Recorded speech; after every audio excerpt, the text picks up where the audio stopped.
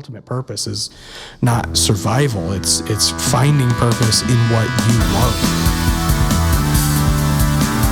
I'm pumped to be branching out and being like, hey, we're going to sit down and have a couple-hour podcast. Is it? Is it, dude? Jesus Christ. Just like talked for 5 minutes. I'm like, is it though? I've always been inspired by this shit. Yeah. Dude, that pizza was so greasy. It was disgusting. It was not disgusting. Disgusting. Yeah. So I have 4 people messaging me right now, and I feel bad when I'm like not sure. Yeah. But how many podcasts? Oh, you said you're recording one with Will Harvey. Yeah. Yep. He's coming on at like 6:00 today. Oh, sick, dude. Yeah. And then I've got Chanel. God, what's her? I think she has a different. I always have to be careful because I think her stage name is different than Chanel Ferris. Yeah. Chanel's coming on tomorrow. Isn't she?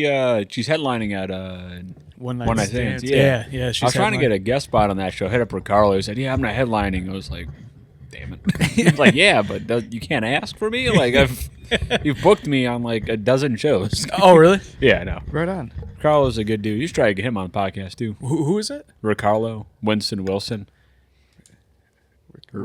Winston. He's the one featuring this weekend. Okay. He's over in town. You might be able to get Daryl Spencer on because he is hosting at Ridley's this weekend. Right on. Okay, I'm writing both these guys down. Yeah, Carlo is already in town. Daryl is on the side of the state. Normally he's from Elkhart, Indiana. Oh, right on. Yeah. So where are you from? Grand Rapids. Grand Rapids. Oh, right on. Yeah. This recording? Yeah. We're going. Oh, we're going. Oh, okay. All right. Fuck yeah, dude. So did you had to drive out here today? Fucking 2-hour drive? No. I was on this side of the state already. I did a show with Mark Bonto in Oxford last night. Okay. And then I crashed at another comics place, and I was hanging out with Carl Sobel, who is featuring at Ridley's this weekend. We went to the VR gaming place. In Oxford? No, it was in Royal Oak. Oh, okay. And, man, they show you like videos of it, right? They record it. And at the very end of it, where you're shooting zombies and shit and having a crazy fighting lag the whole time. And at the end of it, there's like, oh, it's time for the dance. I'm like, I'm not fucking dancing right now. Are you kidding me, dude? It's 10:30 in the morning, dude. I'm not fucking dancing. So it's just him just doing this. I'm just standing there. Like the end screen of like Call of Duty, like make you do it. Yeah, no, like in real life. Yeah, no, it's like the end of like Fortnite or yeah. Dude, that's fucking hilarious. Like, do a little jig. No, fuck you. No, I'm not going to fucking dance. Just floor. do one of these. Like, hi. Like, you ever see the I don't remember, it's like the one Star Wars game they had on the Xbox Connect. Oh man, probably like 15 years ago. No, where there's a dancing part of it. And they have, instead of I'm Going Solo by Jason Derulo, it's I'm Han Solo. Oh, Jesus Christ. I'm so glad I missed that. Dude, it's I'm so glad. More painful when you actually watch it than I'm describing, honestly. It's one of the worst things I've ever seen. Like, I've read the Epstein files, and I don't know what's worse, honestly. I don't know. Fucking dancing as Han Solo or... the Epstein files. Now, I'm surprised I didn't find out Jeffrey Epstein created that, honestly. Oh, that man. sounds like an Epstein invention. Dude, that was like his way of auditioning children, see if they could really dance, see if they could really move. Well, funny enough, he actually was in talks with at the time, CEO or I think the CEO of Activision, or is it EA? One of the two. Are you doing a bit right now? No, I'm being serious. This is in the files, right? He was in talks with them. And he is one of the people that pushed for loot boxes. Jesus Christ. He is one of the main, forward behind the scene, one of the people that pushed for loot boxes in video games. So he was like he was the guy who spearheaded like microtransactions that completely ruined video games. Yeah. Fuck. That guy sucks. Yeah, no, I'm more offended about that than everything else. dude, it was. God, going through the files, one name I found just by looking myself, and I can find literally no one else talking about it online except my Reddit post, which I took down because it was clickbaity and people were calling me out for it, and rightfully so. Was Pat Garrity, former NBA player, former assistant general manager for the Detroit Pistons, Jesus Christ. current general manager for Notre Dame's basketball men's and women's team. Is in the files in 96. He's in 96 different fucking files. So does not- it say what he's doing in the He's not doing anything bad, but like if you're in the files 96 fucking times, like I that's don't a lot. That seems like a lot. like I've tried to write like a bit about it, and it's just too dark and kind of weird or whatever. But like I think Also, we should. everyone's fucking talking about it. Yeah, I know, but it's like I did I don't mean to cut you off, sorry, but like I did a mic and there was like 15 comics on it, and like 8 of them had an Epstein joke. I'm like, fuck, Christ. But I think we should handle the people that were in the files a lot but not doing anything bad. Kind of, I view them the same way I view like a hot like fourth cousin or something. Like I think if I can draw the line, you're too fucking close. Like I don't. Yeah. You got to get out of there. If I can give you a label, you're too close. Right. I don't like the way porn has been going because of that. I don't like. Can we just go back to just normal scenarios? Like, oh, there's a Not it's a relatives. Like it's a hot maid or some shit. Like I don't know why. Not your stepsister Dude, who's like, I need help with my homework.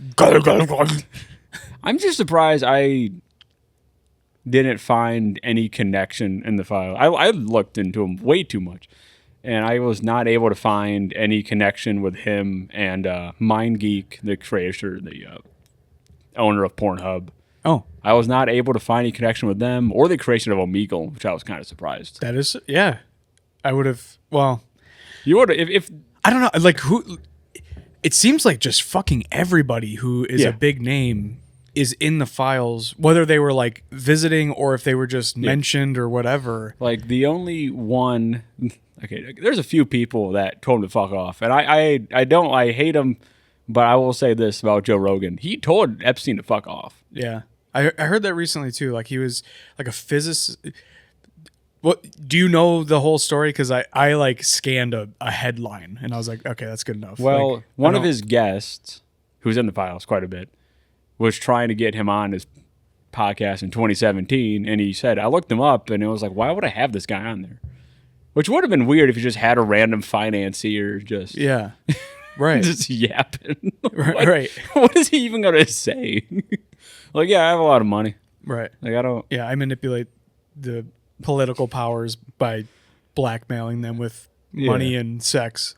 If he had dove into the truth, that might have been like amazing. I just wonder what sort of face he would have put on.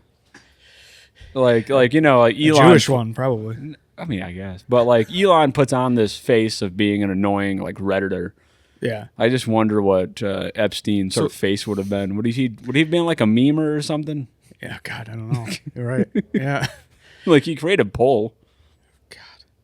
I feel like it's one of those things. Like I don't know how you are. We just met, I guess we should say. But so like I just met you, so I don't know how you are. But like with me, I like choose to ignore stuff that will bum me out. Yeah. Like I'll go and like reset my algorithm. You know, like I should do that, dude. Like every avenue on Instagram, no matter where I start, always leads to the same thing. It always leads back to OnlyFans thirst traps and like workplace deaths, and I have to start over. I can't watch those because I see myself OnlyFans. I have a porn addiction. Workplace deaths I can watch. That does not bother me. No, not at all. You know, dude. No, those bum me out because I work in dangerous places. So I'm like, fuck, this is real-ish. This is real to me. No. I'm not like an office guy who's like, whoa, did you see that fucking guy using a lathe and got spun to death? Like fucking. I can't watch this shit because it's like too. Like, I'm a pipe fitter, so like on the job site, like there's like real. I mean, there can be real dangers. I'm in like the safest one right now. I'm doing a condo complex, putting in a bunch of fan coil units, like heating and cooling units. But the my God, when I'm at like steel mills or like the real dangerous places, like the Coke battery, which just got fined $100 million for Coke factory. Coke battery. Coke battery. Yeah. So it's Zug Island. Zug Island. Yeah. They're owned by DTE now, and they just got fined $100 million for the pollution that they've been just dumping into the river and into the air around downtown Detroit for a fucking century. Jeez. But yeah, the Coke battery. There's an exact same copy of the Coke battery. So I don't know enough about this to be like, this is what it is. I just know that it's like steel, like it's related to steel. I did some piping there, but I was there for a very short time. But there is an exact copy of the Coke battery plant on Zug Island in Pennsylvania, and the one in Pennsylvania exploded when I was working there. Or when I was working at the one in Detroit, it exploded and killed a bunch of guys. So I was like, I'm leaving. I told my boss I wanted to transfer to a different job site, and he did give me one. Then I was like, you know what, fuck this. I just drug up, so I went to a different contractor altogether. I was like, I don't want to be here. Good Lord, ew. Jesus, man. How old are you, dude? I'm going to like abruptly change. You're like 27. 27, right on. Do you work a normal job? Or Yeah, no, I work at a warehouse. Okay, right on. I'm just curious because like whenever I have comedians or musicians or really anyone that's like chasing art for a living, it's some like bullshit job. Or if they have a job at all, like sometimes like, oh yeah, like an Uber, or like, oh, I'm just kind of like, they'll be like, oh, don't bring it up. I don't want to talk about it. And then like a couple of guys surprised me. Like one guy was a fucking nurse practitioner. That surprised me. I was like, like no disrespect, man, but you play guitar in a rock band. I thought you were gonna be like a fucking bartender or something. Yeah, no, I mean, I work at a warehouse near my apartment for the time being. I might have pointed out yesterday, but that's beside the point. I'll deal with that when I get home. Got yourself in trouble before you left for the weekend? Yeah, but I don't know. I've worked there long enough. I don't really. It's a dead end job. I worked there for 7 years. I don't really care. You've been there for 7 years? Yeah. Holy shit. Yeah, no, I was assuming like some temp agency bullshit, like just get me a job making my minimum to cover my nut. That's what I might do if I point out, but we'll see. We'll see how it turns out on Monday. We'll deal with that next week. Yeah. Before I went here, I went to the mall and I was at the what the fuck's it called? Bass Pro Shop, and I just think it's crazy that you can just buy a gun there and just walk around with it, like. Like I don't. I was just thinking like I cannot look good carrying around a pump action rifle in a mall space with this complexion and disposition. I don't think it's really it's a good look. Dude, I don't know if I don't know what's worse, if I was just like happy, like doing finger guns at people. Just Dude, will they let you, like, if you bought a gun there, can you walk into the mall with it? Do they let you do that, or do they make you leave? That's what I'm wondering. Like, they have like an entrance there, I would imagine. But. Yeah, like there's an entrance from the parking lot. And I wonder. I don't think I've ever seen someone buy a gun or even have a gun case like walking around Great Lakes Crossing. I wonder if they wouldn't let you do that.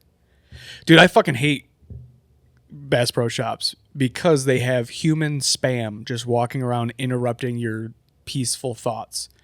I fucking hate it. Human just fucking pop-up ads.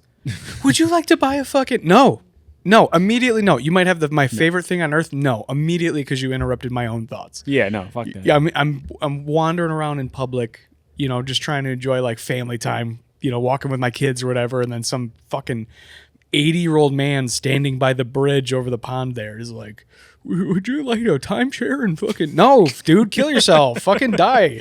Dude, when I was just going around, I was just thinking about it. It was just like everything in this mall they expect to sell. Yeah. They produced every product here too. Who the fuck is gonna buy all this shit? Everything in the mall is eventually going to get thrown away. Yeah? Eventually. Like Someday. Well, event like clothes, they wear out. Yeah. Every product eventually, you know. Yeah.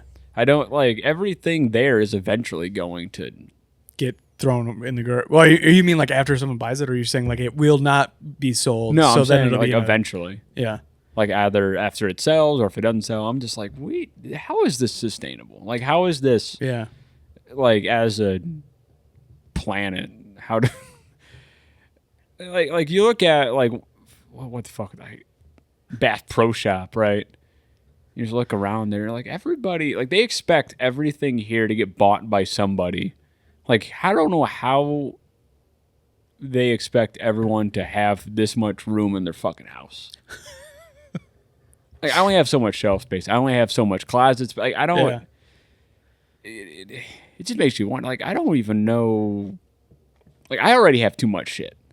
It is crazy to think about, like, if you just took every single thing off the shelves in the mall Yeah. and just, like, piled it up in the parking lot just to see how much shit it would be.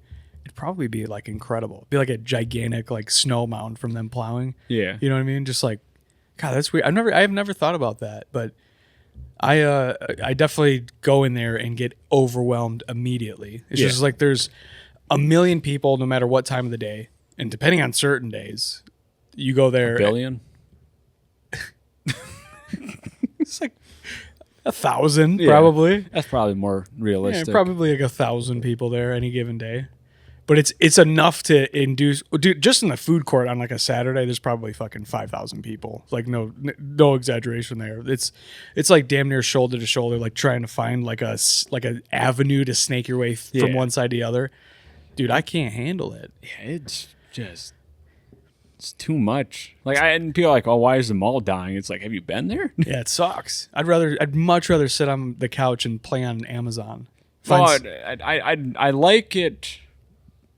I like physical stores, like brick and mortar stores. The mall is just a different thing. I don't know. Like malls are just. It's phony. That's what I don't like about it. It feels like a fake city. Yeah.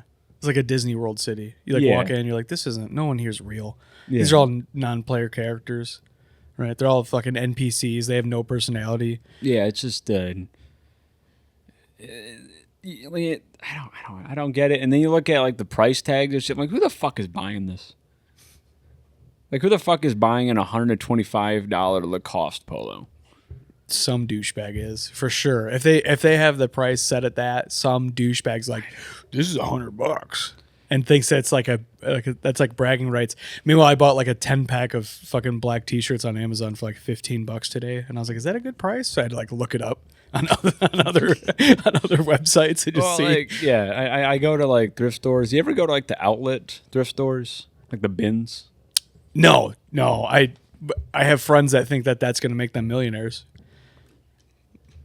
I've made money from it, but every time you go there, your just entire perception of everything in value, and you just get like a weird existential crisis when you just go there for like 10 minutes, and you just think about I don't know, like what are these stores like? Because I've heard like, oh, you got to go to Bin Street, you got to go to the bin store.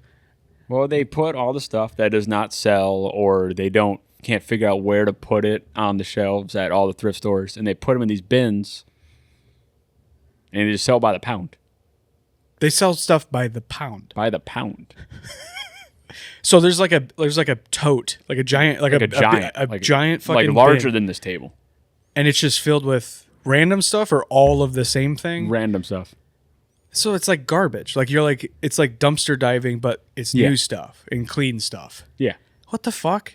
And then if it doesn't sell, then they transport another one, and they transport this stuff across the fucking globe.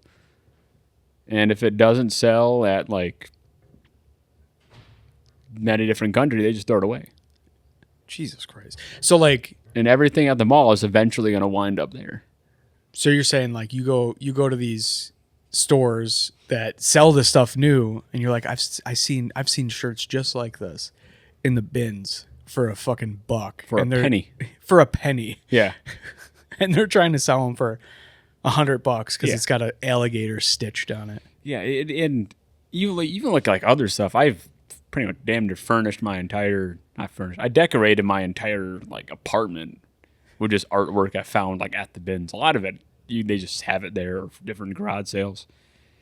And you're just like, your entire just perception of value just completely just breaks. You go to the bin for 10 minutes. You're like, why have I ever been paying money for anything? Like I should, Like it's all garbage. Damn, you're kind of fucking with my head right now.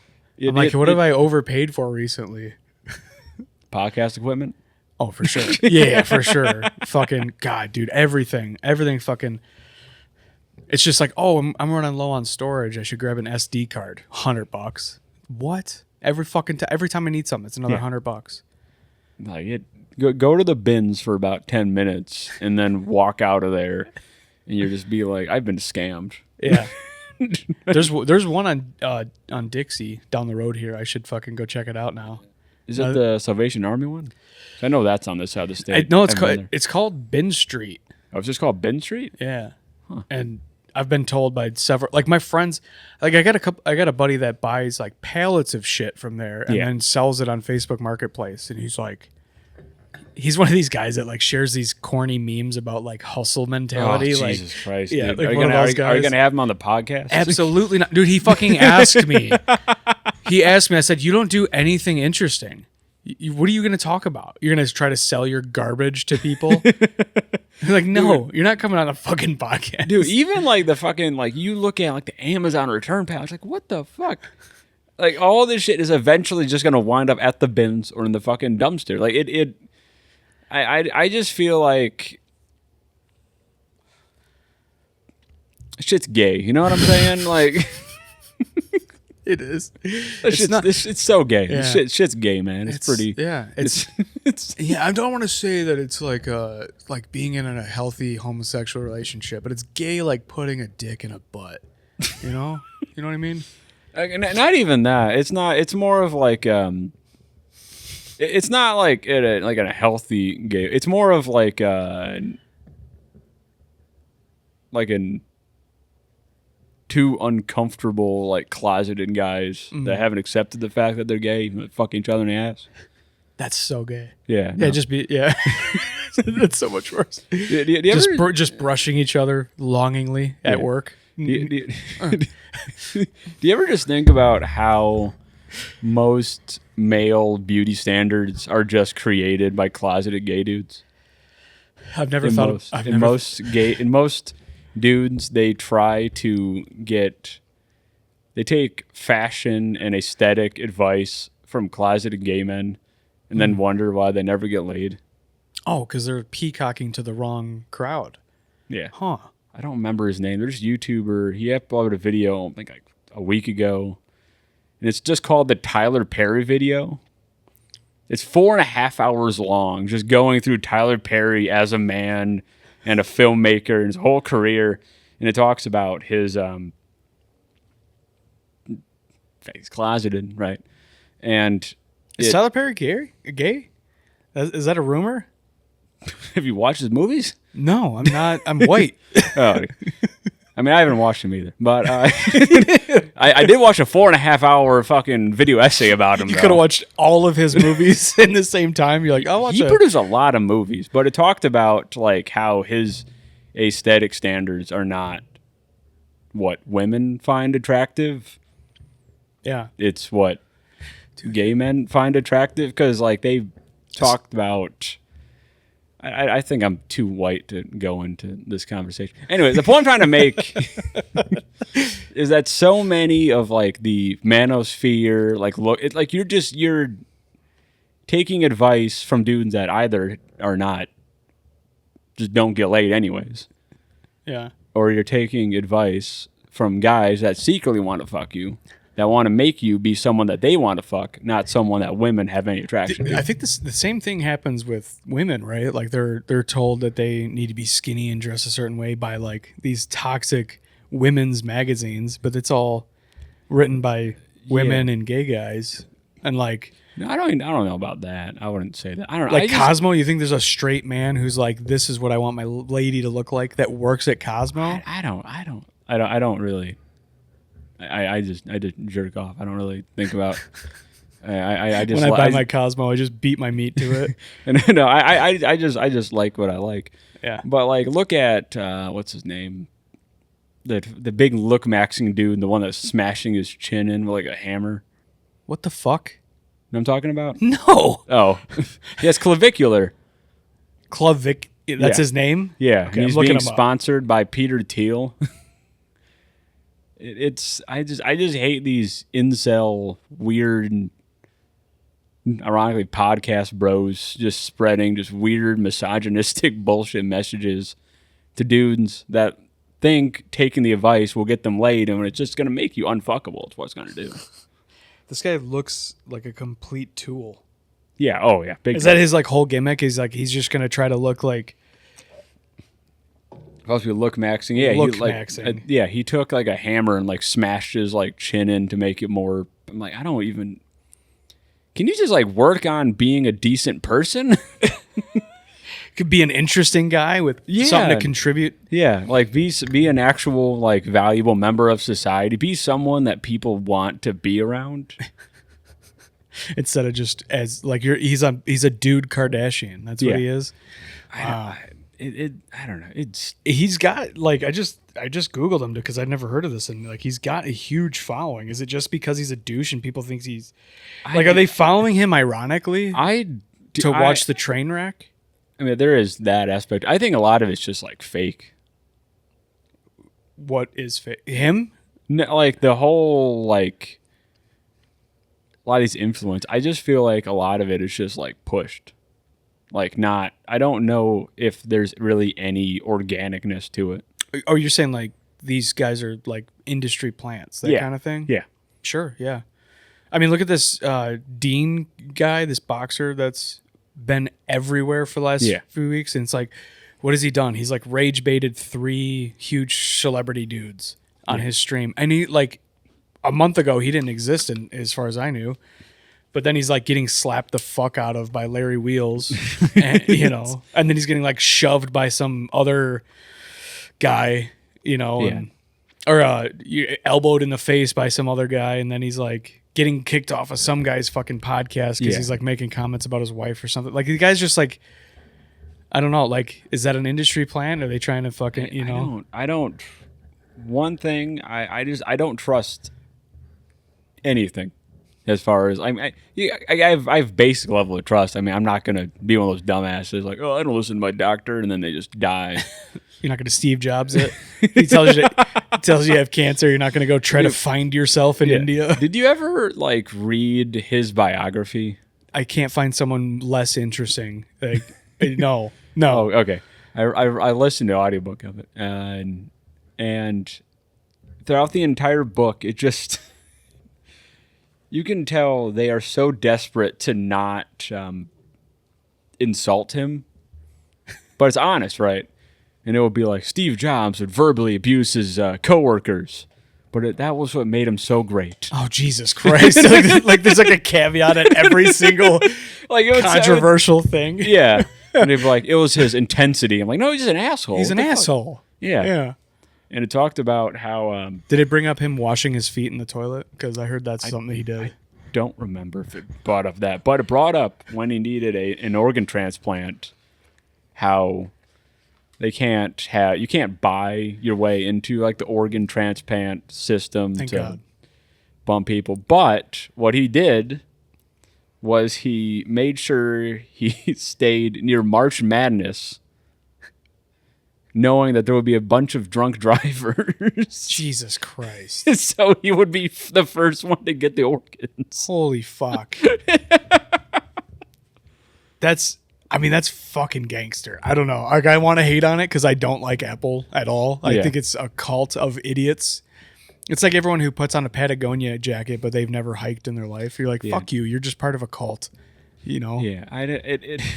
That is just always stuck. I'm like, what a fucking... It's psycho. It's psycho. I don't... Yeah. I don't think like that at all. I don't... My brain doesn't have that gear. I just wonder who the fuck told him that. Yeah. He's like, oh man, if I stay in this area... Where will there be the most drunk drivers today? Right. Right. Oh, bike week in Daytona? Let me fly down there. There's got to be at least a couple guys get killed on their bikes somewhere in Florida. Dude, that guy's a piece of shit. God, he's such a I don't know. I don't like the culture of the fucking company at all anyway. Like Yeah, I don't.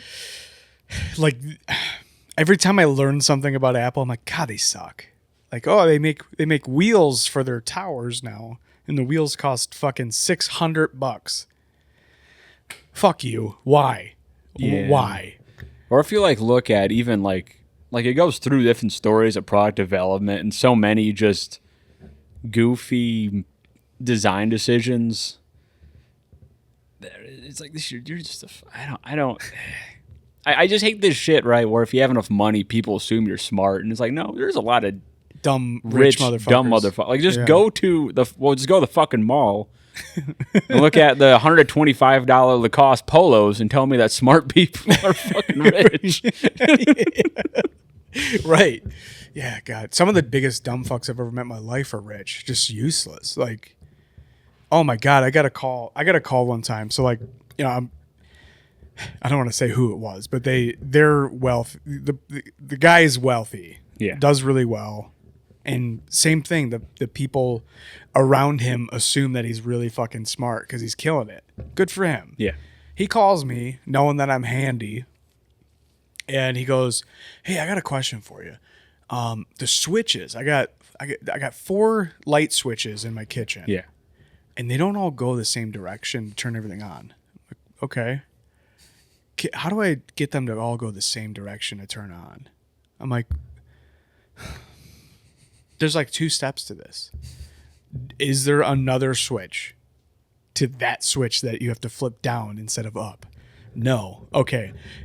Fucking take 2 screws out and turn it over.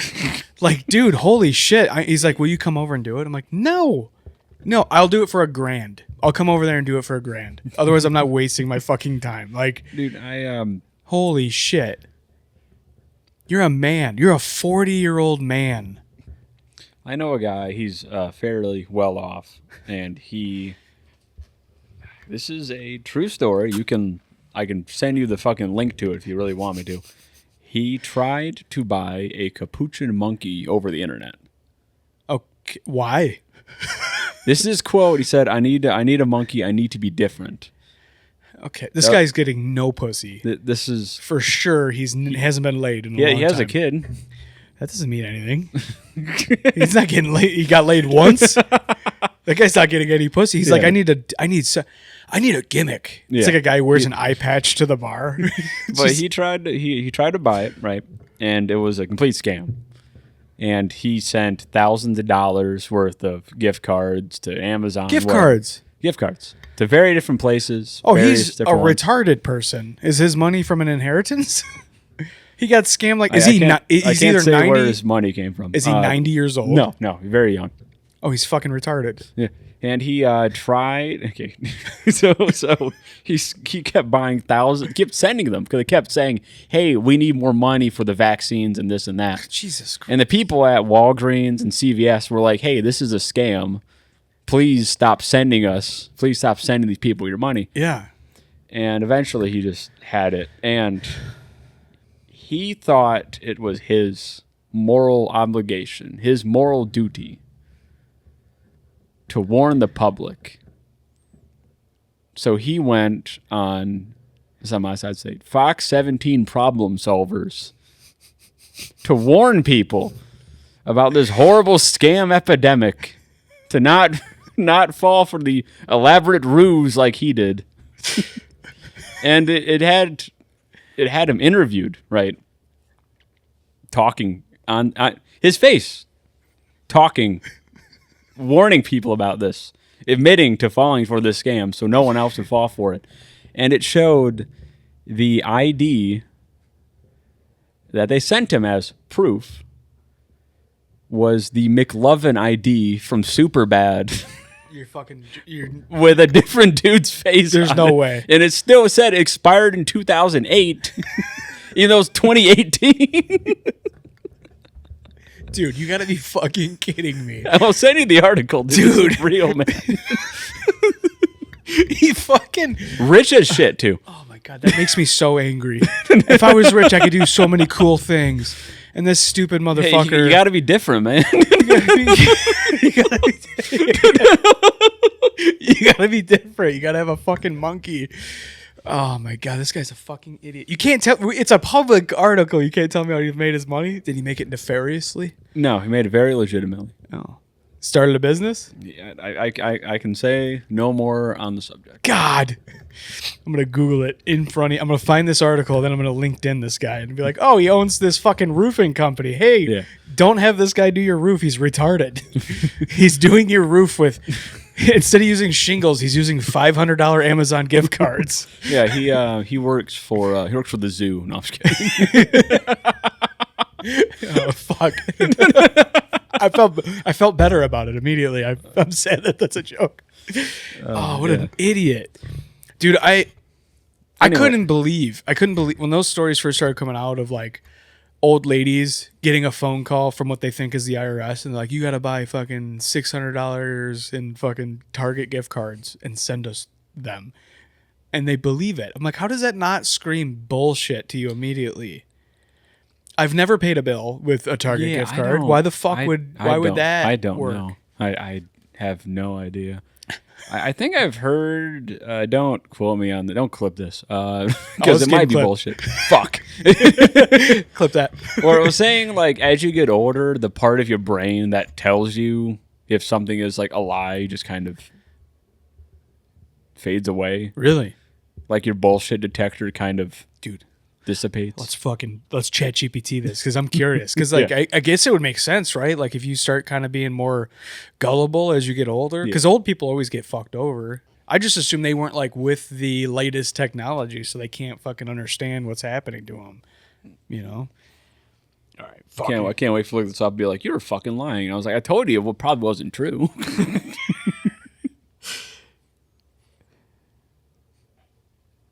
Do old people lose their bullshit detector as they get older?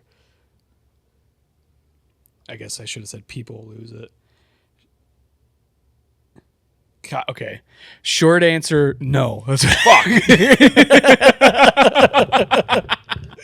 It says it can change shape. Here's what actually happens. Cognitive shifts as people age, processing speed slows, not intelligence, speed.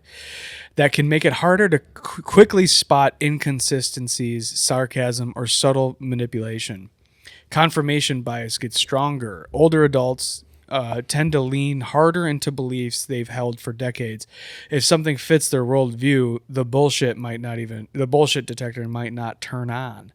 Trust pattern change. Some older folk become more skeptical of everything. Others become more trusting, especially if they didn't grow up in a digital scam world.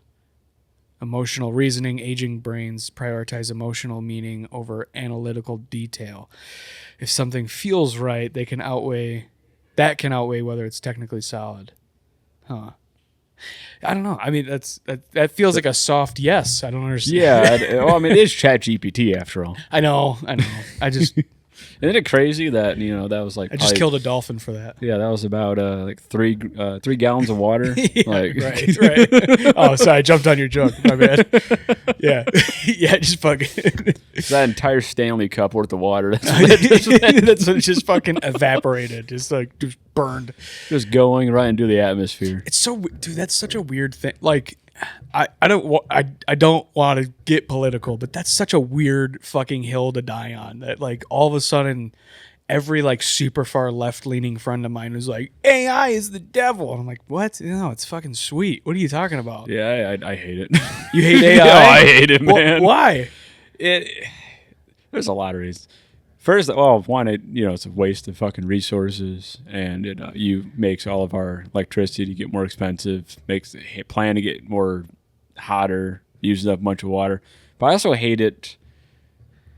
The writing AI is one thing. It's the photo generative AI, the audio, the video generative AI, I think is far more insidious. Yeah. Yeah. The completely the generated videos are insane, and I hate those. And I do use generated images, but it's just because local artists are fucking impossible to work with. I've tried. I've gave it a real honest try. I hired like a half a dozen different artists, and they're just, I can get what I want in fucking 5 minutes. It's a hard thing to be like, hey, I'm gonna give you the details of what I'm looking for on a project, and then it takes them like a month to get back to me and be like, oh, sorry, man, what the fuck, dude? It's like, I get it, You know? but I just have more of an issue with the fact that archive footage is no longer going to be trustworthy. Oh yeah, that's kind of scary, right? Like, You cannot trust anything. Like the fact that photography, videography, even with text, you can also even say like it kind of destroys a lot of makes it hard to be an author. sure, being comedians, it's like, I'm waiting for the day where I can snuff out like, you used AI to generate this fucking bit. Well, I know people use it for prompts, but even that, I'm just like, I don't use AI for anything really. Yeah. The only time I tried to use it was I was trying to find like methods to like kill myself, and it just said no, right? And I thought I was being pretty clever, right? So I went on one of those like sex role play ones. And I was like, I need ways to kill myself. Oh, don't do that. Go in the next room. I was like, bitch, fuck you. I don't. Come on. Dude, that is crazy. I want to read. I keep hearing about this fucking story about this teenager that like basically That's why it didn't work. confessed. Ruined it for me, He man. fucked that up for you. I couldn't even get the school teacher fucking MILF and text-to speech to help me out. Jesus Christ. It didn't fucking work. I was like, you fucking asshole. Yeah, teach me how to tell you news. Dude, yeah. I use ChatGPT. I don't know. I have really bad anxiety issues. Yeah. I don't know. Do you have anxiety issues? Yeah. You seem. Oh, you do. Okay. Yeah. So like when I'm trying to fucking cope, like if I'm having an anxiety attack or panic attack, I'm like, all right, I need to like. I feel like everybody who has like real anxiety issues does the same thing. We all like shower or shit to try to like get away and like reset. I just do that at open mics if someone's really bad and I just need to like burn 10 minutes.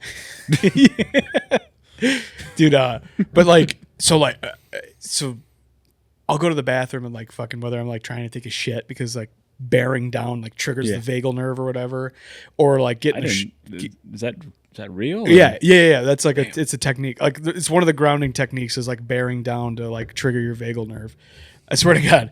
And other than like fucking like, there's like the one that everyone uses, which is like, what's like 5 things you see and 4 things you can touch and whatever. These grounding techniques to like get yourself out of your head.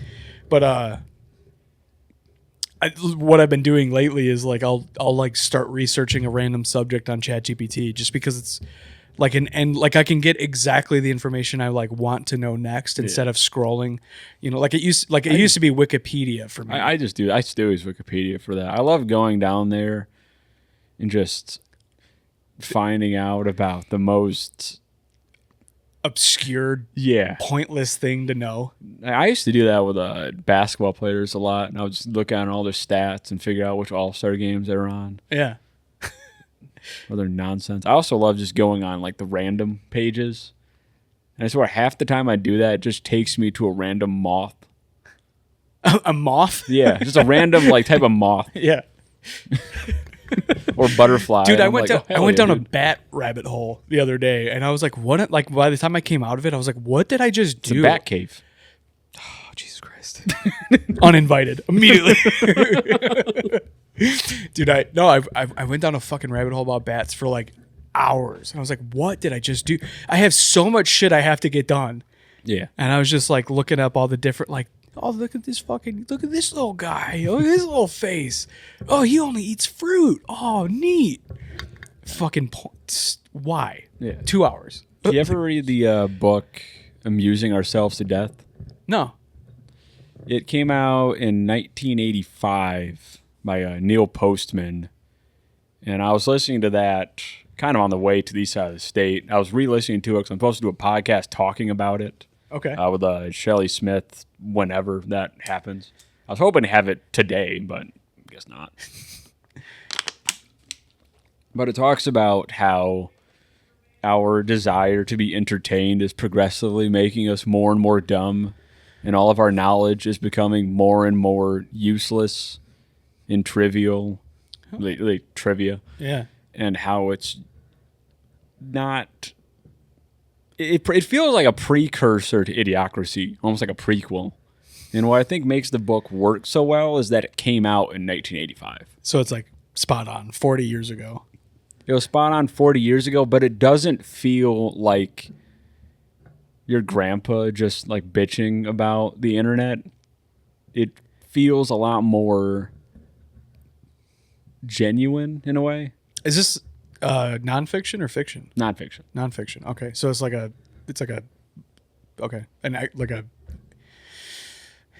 opinion piece, but like what does it pull data at any point? Like, is it like there's like actual data and facts behind what the author is saying? Yes. Dude, that's interesting. I'm gonna have to. I wrote it down. I'm gonna look this up. Like it talks about how. Like you bring up TV news. He actually had a book also called How to Watch TV News, where it went more into the subject of it. But it brings up how absurd like TV news programs are, which this is tenfold with like TikTok. Yeah. How when we look at like news segments, they display them like this, and this. Like there's nothing in between. Yeah. Just how absurd it is to talk about, oh yeah, death and mutilation, advertisement, sports, death and mutilation. Like we go on TikTok, it's the same fucking shit. Yeah. Or Instagram, you go find, oh, this horrible thing the president's doing, cat reel. Right. OnlyFans. Palestinian genocide, OnlyFans, workplace deaths. Right. Supreme Court fucking everything up. It's yeah. So what's the argument? Like he's saying that there needs to be nuance, or like you need to kind of cushion between these hard subjects to talk about. Well, I think it's more the message is that the fact there is a cushion between the hard subjects almost desensitizes us. Yeah. It makes us not really. We don't think about them as deeply as we should. Yeah. And the fact that we need every story to be entertaining is just not, well, it doesn't make sense, really. Think about it. Because like many of the most important stories are the ones that we don't talk about. Are unbelievably boring. Yeah. But they're the most important. Like look at like 1980s, right? One of the most important pieces of legislation, well, consequence piece of legislation was when the FCC got rid of the fairness doctrine, which said that news stories, that news sites, news shows needed to display both sides of an issue equally. That was removed in the 1980s. Was probably not even talked about, was not talked in the same way that, Jordan going for 45 points. Right. And that was arguably the most important piece of legislation in the realm of public discourse in society of the past 50 years. Oh. Man. I guess I did not know that was a thing ever. Yeah. And that seems like it should be mandatory if you call yourself a news organization. Yeah. Reagan got rid of that. Also under Reagan, he didn't create it. It was under Reagan's administration they created what are they called? What's the word for it? Are you talking about Reaganomics? Like that's the obvious one. It was with a housing lending. You know how they put all the mortgages as like one financial instrument, they bundle them all together? You got mortgage-backed securities. Mortgage-backed securities were created in the 1980s. Was not even not even on the news, not even talked about. And that was arguably the most important, most consequentive legislative decision that entire fucking decade. In what way? I don't know anything Well, about it started this. the 08 it created the financial crisis, the housing bubble. The only thing I've ever heard about that is that it was subprime loans. Yeah. Which I don't even know what that means. I'm not a financial guy at all. Subprime loans are ones with very low credit scores. Okay. So people who have shown that they're not financially stable are getting Massive loans. that And they what they are would not. do is that they would bundle all these loans, these mortgages together and sell them as mortgage-backed securities, the creation of which was not talked about in the 1980s. It was not exciting. It was not newsworthy.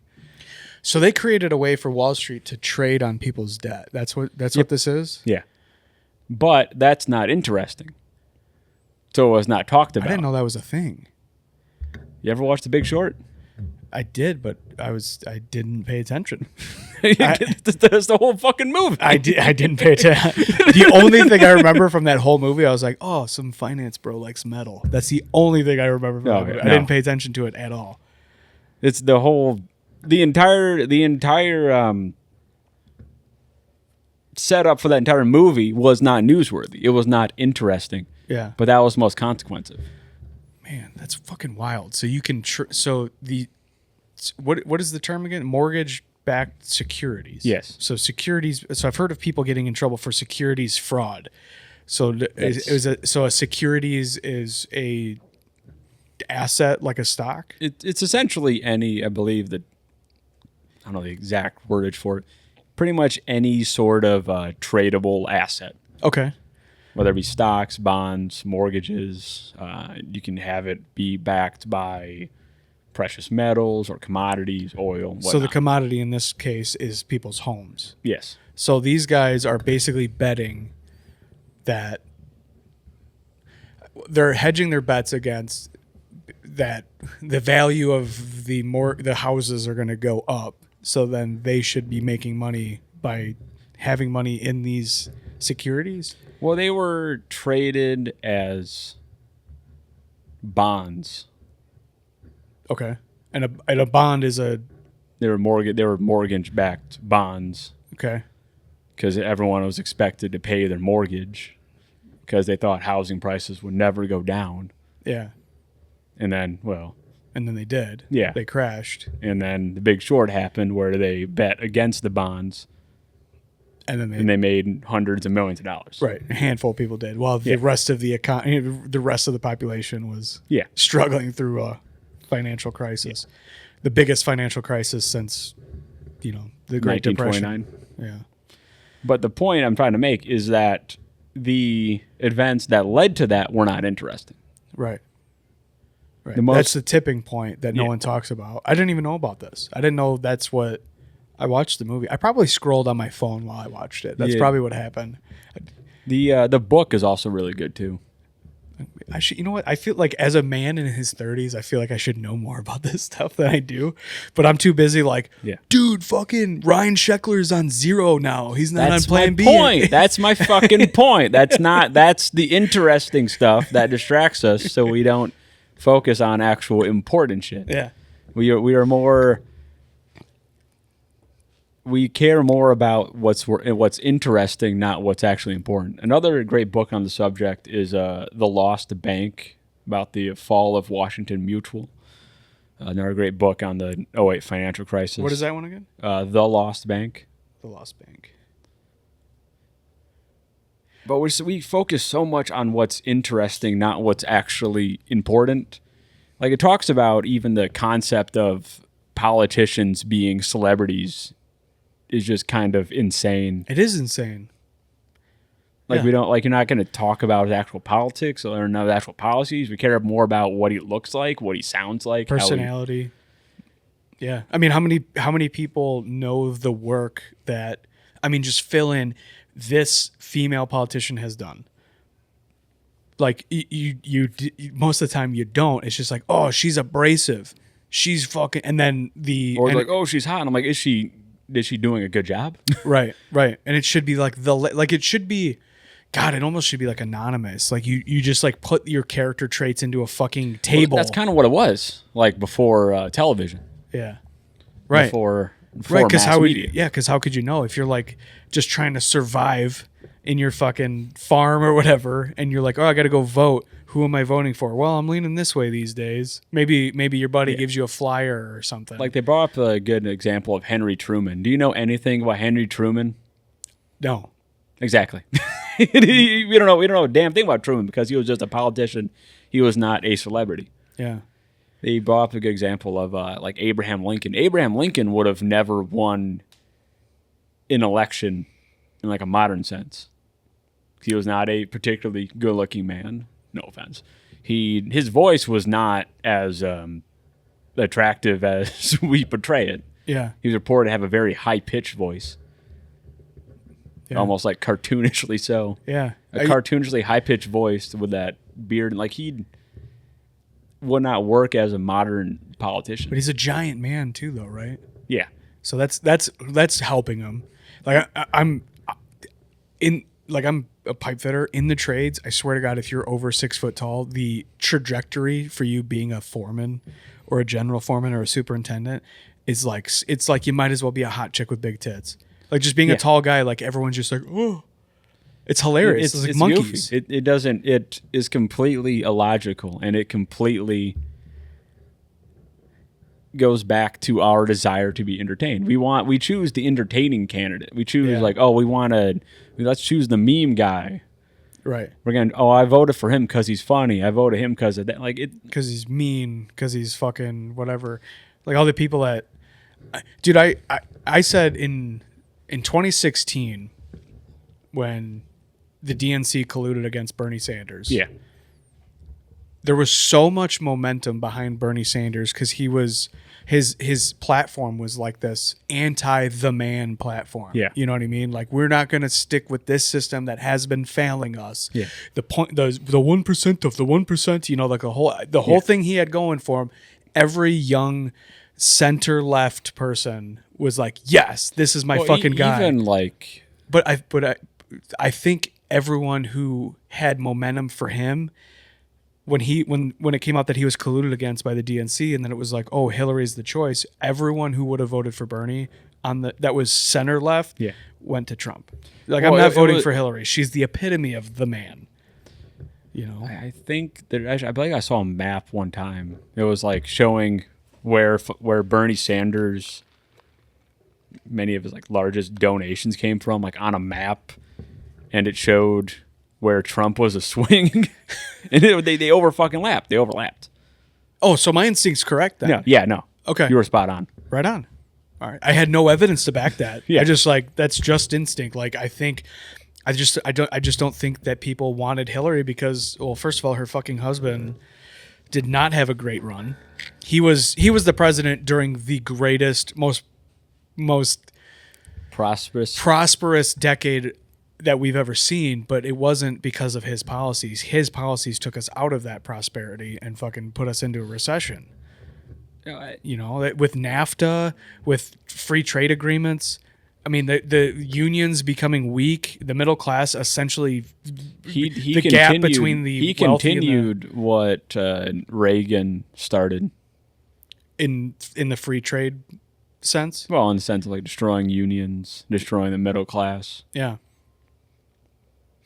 Fuck Ronald Reagan. That's what right, dude. It's insane. I think the greatest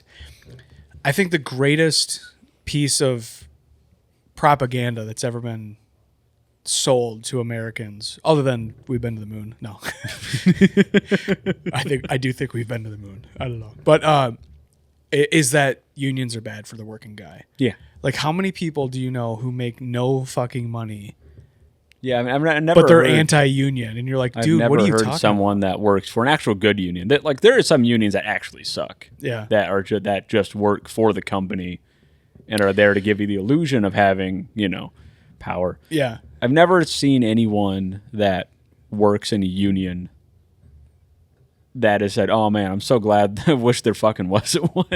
Right. Well, dude, and yeah, like the grocery store unions are so weak; they just have no power. They have no power because they're but the power of a union comes from the skill of the members, right? Like Yeah. if you are a grocery bagger, or you're a cashier, like it's just not a skilled job. So you're not going to have any power. You don't have anything to stand on. Like you guys push back too hard and you demand that you want this high wage. What the fuck? Okay, bye. I can hire a teenager to do your job for fucking, minimum wage. Why would, I just think you should be able to afford to live. I don't care if it's skilled labor, unskilled. You should be able to at least take care of yourself. For sure. That's why I love seeing that like Starbucks are slowly unionizing and people are walking out of Amazon jobs and stuff like. I love seeing that. I'm a union pipe fitter. Yeah. I'm huge pro-union, and anyone who is anti-union, you better own a business or you're a retarded person.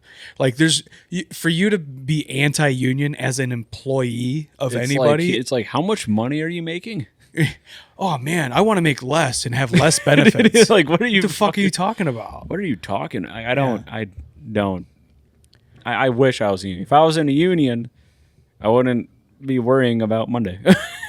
Right. They would have, the union would have been like, no, we're not going to have the points fall off every year.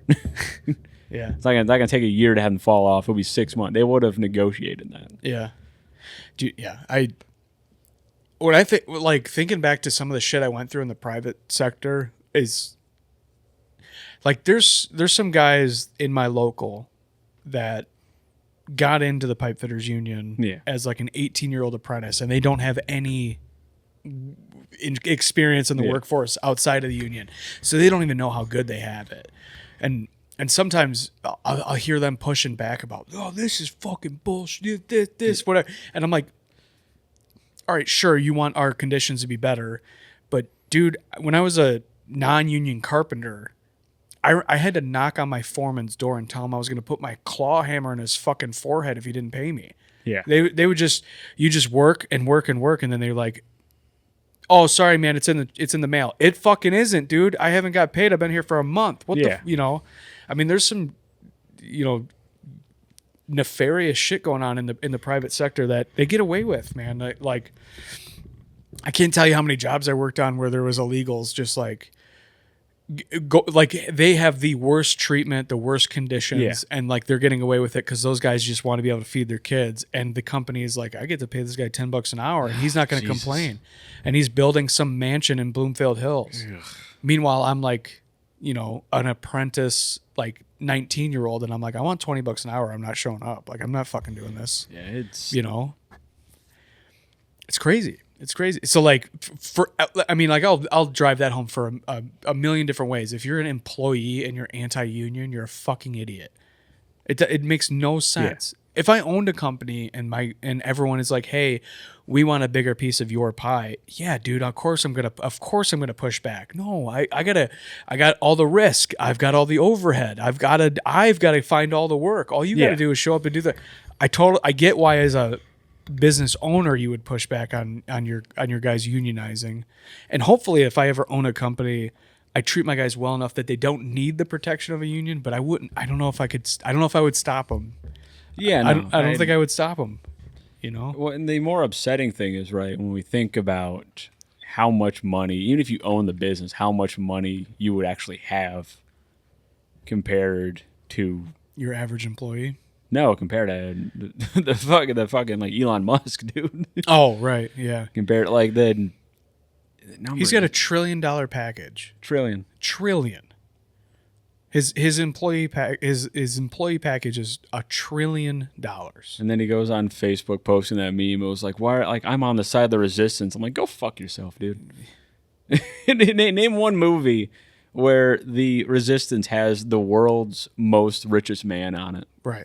Yeah, this guy's really fucking pushing back against the man. And then he goes on Joe Rogan, and Joe Rogan's just like, yeah, you're making sense. Yeah, I totally believe. I know. I don't understand that because I've listened to so much Rogan like in my life. Like I started listening to him in I think 2015. Yeah, just came across a clip on YouTube and then like played it it's on a YouTube. Different man. And yeah, it's like this guy fucking he affected the election, which of course you do when you have influence. Like, you're the biggest podcaster in the world. Yeah, no. Like, people were like, But- "Oh, he didn't." It's like he obviously had influence on Of it. course he did. He backed him very late, but I It don't was know, the man. final push. I couldn't, like, knowing, like, having all these hundreds of hours of like Rogan's opinions in my head of all these episodes that I've listened to, and I'm like, this is the guy that you pick, the brash, sensitive man child that is Trump, this Yeah. giant fucking moron. Like I get why you would want to push back against Kamala Harris. I get that. I get why you'd want to push back against Biden. I get that. Those guys, like, shit was getting weird in Yeah. like 2018, 2019, 2020. Like, it was getting fucking weird, and it was going like the left went from being liberal Democrats to woke, and it was like, whoa, what the fuck are we doing here? Well, I don't. I try to focus more on. I obviously I do. I love trans community. I do all that. I try to focus more on economic issues and the whole woke this and that. It was created by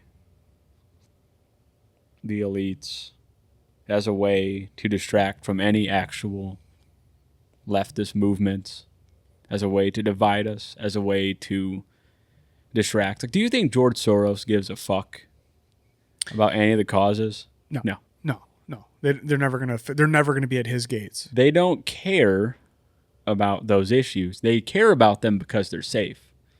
They never talk about actual unions, actual worker issues, actual wealth disparity. It's safer to talk about social issues instead of any economic ones because they're paid by the same people. So okay, so if these are created, they're invented to cause problems, to cause a schism in the public, and get people to argue at the fucking Thanksgiving table, and for there just to be unrest. How do you create something that's gonna stick, and then people take on that identity, and then they fight with their peers? Like, how do you create something that people are going to internalize and take on? I mean, that's a hell of a. I mean, it's an eyes wide shut conspiracy, right? Well, but like, how do you? One of the things we found in the Epstein files, which I think is probably even more, probably the most. It's hard to say what's the most like important discovery, but I think the most telling one is that we have in the files proof that Steve Bannon and Jeffrey Epstein and Peter Thiel created the entire far-right culture war movement to divide the population. We have actual written proof in the files of them doing this. Moot, the founder and creator of 4chan, met with Jeffrey Epstein. In the day after they met, 4chan added the politics board. The exact day after. So we have actual written proof that the entire far right, pretty much the entirety of like post Harambe world was created to divide us. And there's discussions with Peter Thiel and Jeffrey Epstein where Peter Thiel discussed how they want to raise interest rates. And he says, it's not an exact quote, it begins with Brexit. So, and they were talking about engineering Brexit. Engineering the entire culture war. The entire culture war that all these figures talk about, all this crazy shit. It's manufactured. It's just such a weird game to me. 'Cause I don't like, my brain does not work this way at all. So I don't like, like one of my favorite authors is Malcolm Gladwell. Yeah. The way that he can connect dots in tipping points, you know, like he has a book, The Tipping Point, but Yeah. but a lot of the themes he talks about are like, what were we know what the end result was. Yeah. But what were the 15 things that led up to that? The way he can connect that, that's why I enjoy his writing so well, because my brain just doesn't work like that. Like I don't see 5 steps ahead. I just don't. I just can't. Well, I don't think some of us do, but it was just fascinating to just read and have documented proof That this is engineered. this is all engineered. Yeah. Where you have photos of Jeffrey Epstein and Steve Bannon talking with college professors where their entire what is it? I can't think of it off the top of my head. The point is, we have documented proof that this is all fabricated. All of it. It's crazy. It's crazy to be for The entire woke, anti-woke, all of it, yeah. just a distraction. Yeah. Pushing people to the outskirts of political ideologies so that they fight with each other. Yeah. Wow. Shit's gay. It's pretty gay, man. That's such a funny way. Dude, you should write a book and then just title it, "This is fucking gay." I just want to write my entire political thesis and just end of it. The conclusion, this shit gay, man. Yeah, it's just fucking I don't need to wrap this up in any other way other than this is fucking gay.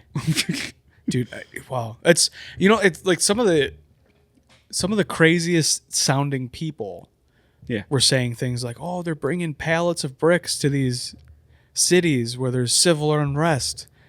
Why else is there fucking pallets of bricks?" You know? Or there's guys that are wearing like police uniform boots that no one else can just buy. Yeah. But they're Antifa members. And it's like, well, these motherfuckers are clearly cops. Yeah. That were, they're plants. They're fucking, why are you guys dropping? There's no construction site over here. Why is there a pallet of bricks on this corner? And it all sounds like bullshit. And then something. Well, you go out there and you fucking see a pallet of bricks. Like, why is this here? Yeah. Who put this here? But then it turns out it's real. It turns out that there are these black flag operations where they're creating fucking civil unrest, but it's like, what are we doing? Why are we doing that? What is the we need to throw a blanket over all these questions to like give it a shape. Like, what the fuck is happening? Like, why are they playing this game? If I accept at face value they are playing the game, why are they? What is it? What are they doing? What's the big play? What, money, power? Yeah, but more specifically than that, because that's just nature. If we're still fucking monkeys, I'm trying to fuck your girl and eat your bananas. You know what I mean? You buy? Trying to fuck us both? They're like, you can just ask. I mean, I guess. I don't like having a third personally, but I don't know. I'm not cool with being a throuple. Yeah, no, I'm not. No, but I mean, honestly though, No, like, what's the fucking play? Like more specifically than money and power, because that's just nature. That's human nature. That's so fucking weird. It's so weird to me. Like, I just want to not be anxious and have a good time. Like, that's what I want. That's what I want in my entire existence. Yeah, no, I think we all just want things to be chill. Yeah. Like, we fight, but we don't want to. Some people like to fight. Some people just like to start shit. Yeah. And those people are lame and cringe. And I think I don't wish bad things upon some people. That's a lie. Certain people for sure deserve. Some motherfuckers I don't like. You're like, you ever like just talk to someone and you're like, I just shut up. Dude, I'm working on writing a bit about this, but I was with a girlfriend for I was with my first girlfriend for 13 years. We were together from 15 years old to 28 or something. God damn. Yeah. And her cousin lived. We bought a house that was across the street from her cousin's house. Yeah. And her cousin's husband is just the most uninteresting douchebag on earth. Couldn't give a fuck less about anything he has to say. Just like, and he's a liar. So like, not only is he not interesting. So he's saying uninteresting lies. Dude, his lies are just like, if you're gonna tell lies, tell something that's amazing. Like, don't come to me and be like, dude, I cleared 200K this year trimming trees. You fucking didn't, dude. I don't get. But but to wrap up what I was saying, you're talking about like some people that just fucking deserve. I was parked at my ex's house, my old house, my ex's house now, and waiting for the kids. I have 3 kids, waiting for my kids to get off the school bus. And he walks over to the window because he's got kids similar to my kids' ages. He walks over to my window, and I'm like fucking doing stuff for the podcast or whatever. And he knocks on my car window. I roll down the window. I was like, "What's up, dude?" He goes, "Hey, how have you been?" I'm like, "Good." And he goes, "You still working hard?" And I just go, in his face. Dude, I don't know. Maybe I'm just too on the spectrum, but like most small talk, I'm like, why are we having this conversation? Like, I don't like if you have nothing interesting to say, why the fuck are you talking to me? Dude, I can't tell you the joy that I felt rolling a window up in a guy's face. I didn't no explanation. No, I'm sorry, man, I'm busy. Nothing. Just I don't understand. I don't know. Maybe I'm just doing this spectrum. I just don't understand. Like, why do we have to talk about nothing? Yeah, because because people are too uncomfortable with silence. I don't. They can't handle silence. They think it's violent. You know, it's okay. What? Nothing is. The weather's worse. pretty good today. Dude, nothing Kill yourself. is worse than someone that just talks. Like, that's it. That's all said. By the way, we're on a podcast and both of us talk. We're trying to talk for a living. Well, I mean, like, they just they don't have anything to say. Yeah, they just fill noise. They just fill the air. Like, just shut up with nothing. Like, who raised you? Like, did you not? Yeah. Like, I don't. Dude, one of my favorite bits that I do at work. Yeah. Is so like I'm not a sports guy at all. Yeah. Couldn't give a fuck less. Don't talk to me about it. And so I used to explain that politely to all the guys that I work with, and they all know that I don't give a fuck. Yeah. But they don't accept that because they don't know what the fuck to talk about because all they have is like a fat wife and cunty little kids, and they have no life outside of that. So they just like their entire life is they talk about the Lions like it's Game of Thrones. So they come over and like, oh, did you see the? And I just go, stop. Why? No. You know, I am surprised they don't just start fucking with you. Just say like sport facts that aren't even real. I would love that. That would be so. See, this is why I love hanging out with comics. Because the funny thing to do is to be like, dude, did you hear fucking McManus snapped his back in half? He walked off the field like immediately. Like, did you hear about the new quarterback for the Lions, Jack? Yeah, Jack Me Off. You heard about that guy? Dude, what? Is that his real name? It's real. Dude, see, this is what... Remember Hugh Janus? Yeah, right. Just try to convince me of just complete malarkey. Like, that's so much more fun. The great punter, Barry McCockiner. Remember that guy? Oh, dude. Yeah, Drew Peeballs. Mike Roch. I need Amanda Hug and Kiss. Bend over. Dude, God. See, Moses Lester. That one's a rough one. that one's rough. Dude, God damn it. See, Mike Hunt. Oh, I know him. Mike Roch. Ooh. They're cousins, I heard. Yeah. See, but just like completely lied. I'll walk around and tell people like if all of the Lions team died in a plane crash, it would take me a while to find out. Like I will feel the way I did in like 2015 when I found out that the Leonard Skinner I'd been seeing at Pine Knob was not Leonard Skinner. it's a fucking tribute band to the brother, you know? It's not Leonard Skinner. I was fully convinced I'd seen Leonard Skinner like 50 times. The whole band fucking died 20 years before I was born. Dude, it's so funny, like, when you... I love it when I, like, find an artist, like, just on Spotify, totally naturally, totally not created by the labels Yeah. doing legalized payola. And I'll look them up, and I'll find out that they've been dead for, like, 10 years, or that they're just, like, really... Like, just find out some awful shit, and I'm like, well, I like it. Dude, if I find a new artist and they're dead, I stop listening to them immediately. Damn, I was going to tell you about the new up-and-coming rapper, Mac Dre. Mac Dre's up and coming. Yeah. Didn't he? How did he? From the dead. Didn't he die of AIDS? No, No, you're thinking of Eazy-E died of AIDS. Oh, Mac Dre, I think he died. I think he was murdered. Mac Dre was murdered. Yeah. I'm gonna look at. I want to. I gotta see. I gotta see his face because I think like his album. I would get songs from it. It was called Ronald Reagan. It came out like 2 months before he died. That is not in 2004. That is not who I was picturing at all. Who was the guy in the Diddy documentary? That was Diddy. The other one. Oh. No, there was like so like in the Diddy documentary they talk about Tupac and Biggie. Tupac. But then who's the other guy who like his career was like getting held back by Diddy? I thought his name was Mac Dre.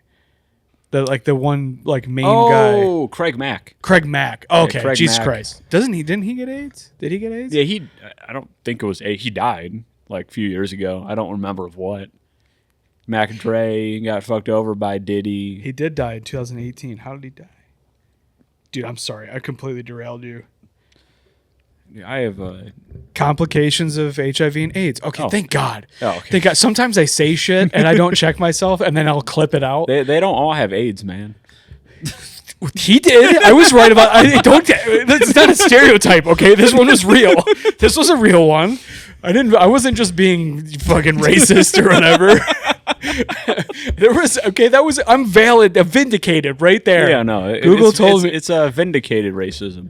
Fuck. It's kind of like how like Kyle Rittenhouse felt when he found out that they're like pedos. Like, oh, you know what? I guess it worked out. Yeah, it's fine. Yeah, see, I murdered a pedophile. I totally knew that. I meant to do that. I love the switch up, the change up of every person, every conservative on earth. Every time someone gets murdered by police and they dig up, like, oh, he had a traffic violation 8 years ago. Yeah, oh, he was selling loose cigarettes. He deserved it. No, my favorite was when Alex. I mean, I didn't fucking hold on. Let me reword this because that's gonna sound fucked.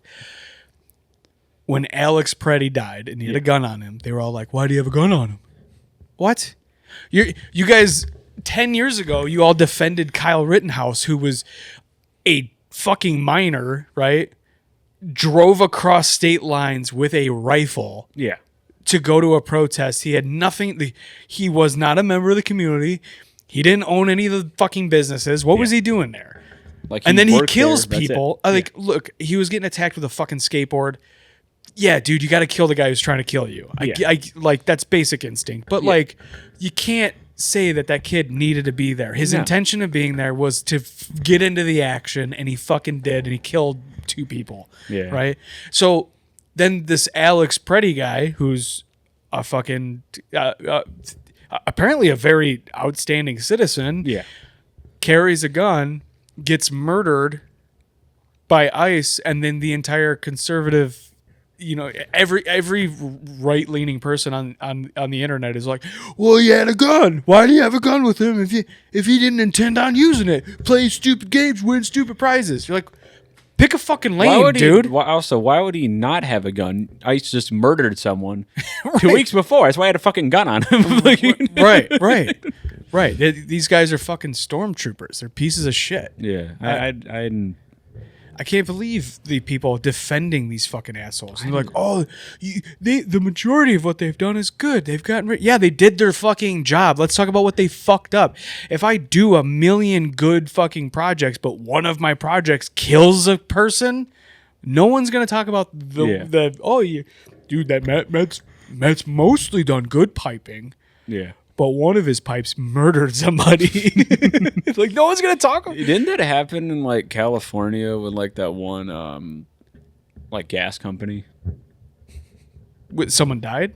Or like it was I don't remember the name of it, but it was like a really like fucked up like pipe they put in the ground and they just never did maintenance on it and just fucking exploded. Oh, yeah, shit like that happens all the time. No. Yeah.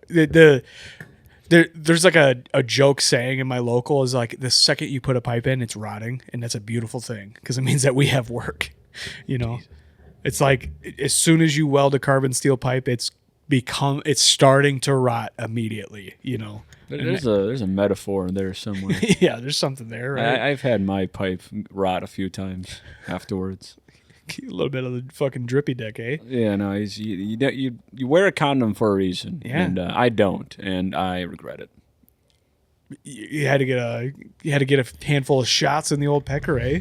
Is this a real story? Or are you just doing a bit? I'm just doing a bit. Okay, I was gonna start asking I'm genuine not questions. gonna end up like Craig Mack. Don't worry, I don't. He's the one that is he the one that got murdered, or? That was the one with AIDS. We just Oh, talked right. about it. Okay, see, this is my.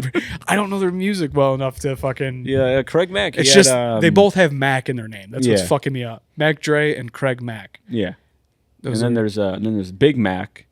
Shut the fuck up. Big Mac, he got murdered by a fat guy. He was abducted by the Hamburglar. Oh shit! Damn, dude, rappers have such crazy drama. I just.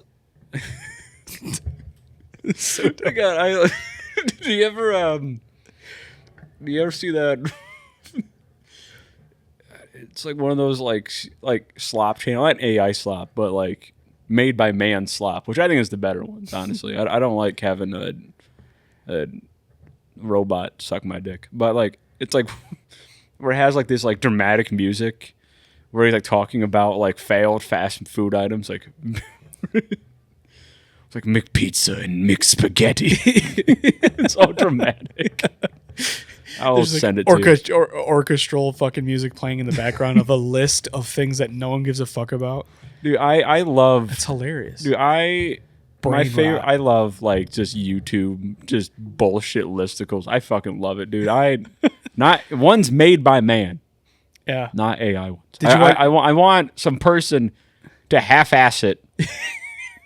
I don't want a robot. I want a man with very little conviction, who's very greedy, to use Adobe and Wikipedia Dude, to create my YouTube slop. There's one guy that my algorithm kept trying to spoon feed me, and it's literally just like this teenager with no personality, and it's like the top third of the video will be his face, like his streaming setup, and then the bottom 2/3 is like some video of something. Could be fucking. Yeah.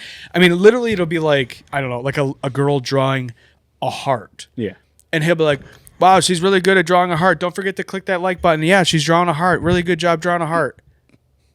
That's it. That's the whole It'll have like fucking 1 million views and like Dude, I love 50,000 likes. I'm like, what? This fucking dipshit? He added nothing except, oh, make sure you fucking bet that. What's your favorite genre of YouTube slop? Deaths? Deaths? Yeah, like fucking like Watch Mojo lists about people who died in wild ways. Dude, I tried to do a joke about it, and then I found out that Max titled it earlier. And was like, I don't want to die an exciting death. I want to die a boring death. Yeah. I don't want, because if you die doing what you love, people assumed you live like a fucking idiot. Like they don't. Like I want to be known for my comedy, not dying in the penis exploding machine. Like I don't. Right. Yeah, I don't want to have something memorable happen. That means Yeah, I died young. Especially like if you have like a rhymable death. A rhymeable? Yeah. Be like Kurt Cobain. Yeah, blow my brains. I don't. Jesus Christ. I don't want that, dude. I want the least rappable death. Yeah. I want to die choking on like an orange. Yo, I died of complications from osteogenesis imperfecta. It's fucking impossible. His bones fell apart He choked to death on an orange. near his door hinge. Fuck. Dude. Oh god, that's James fucking- River dyed purple. That's the song. There's Your no- hair?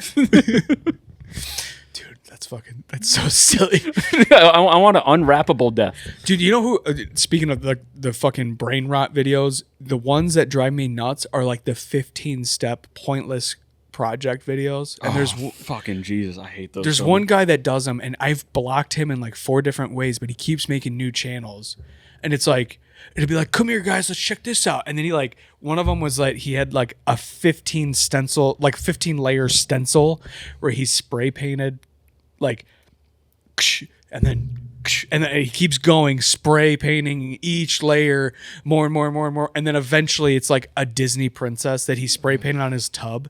But it's like clearly rage bait because he's getting overspray like on his entire fucking tub and tile. Hate Algo speaks. So my least favorite ones when they do like rage bait when they purposely mispronounce something. Oh yeah. So you comment on it. Yeah.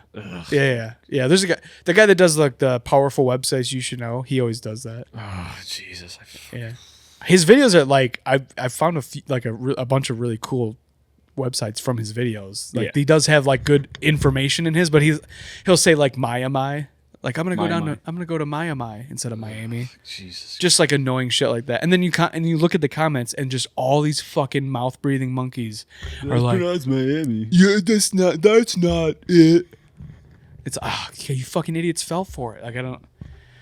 My favorite my favorite form of YouTube slop is those fucking iceberg videos. like the long fucking as shit ones that are like 5 hours long, dude. I watched Wendigoon's entire craziest like serial killer series. Like it's like 9 hours. I watched the entire fucking thing like twice, man. You definitely don't have kids. There's no fucking way you have a kid. Yeah, I killed him. I was inspired by his videos. Yes. I was gonna say I wish I had time to just punish myself. Yeah, those are lonely man activities. Yeah. If you're under 30, that's what you do. If you're over 50, you start metal detecting. There's gotta be something good in here. I don't know what else to do, man. I tried when I was like 18, way too young to start metal detecting. Yeah. That's like Yeah, you gotta buy your first like set of New Balances, and it comes with a metal detector. Yeah, no, you can't come out there an 18-year-old. dude. I tried metal detecting, and like I would watch like videos on YouTube of it, but you don't realize that those are just like the highlights. They're doing that for like 8 hours. To get 2 minutes of watchable footage. You know, I'm sitting here thinking like, this is so like, no, there's no fucking way I would waste my time watching someone on YouTube do metal detecting. But they're divers. I watch divers. Dude, I fucking love those, dude. I watch the divers. What is it? Was it Adventures with Purpose or something like that? Oh, those ones I can't watch. Those are fucking depressing as shit. The guys that find the dead people in Yeah, cars. they found like they found that couple that was like missing for 40 years or Yeah. whatever. Try to give some 90-year-old man just closure like, found her. Dude, that's depressing as fuck. but it's it's just crazy because you think about like, oh man, I wonder how many bodies are just around me right now. Oh, I don't know what the fear is called, but there's definitely a name for it. I looked it up before, but there's a fear of like looking into an abyss, and anytime I'm swimming in some random like not, you know, like fucking Coke water in like somewhere in Michigan, there's always these like black lakes. I fucking believe it's hate. called racism. No, that's.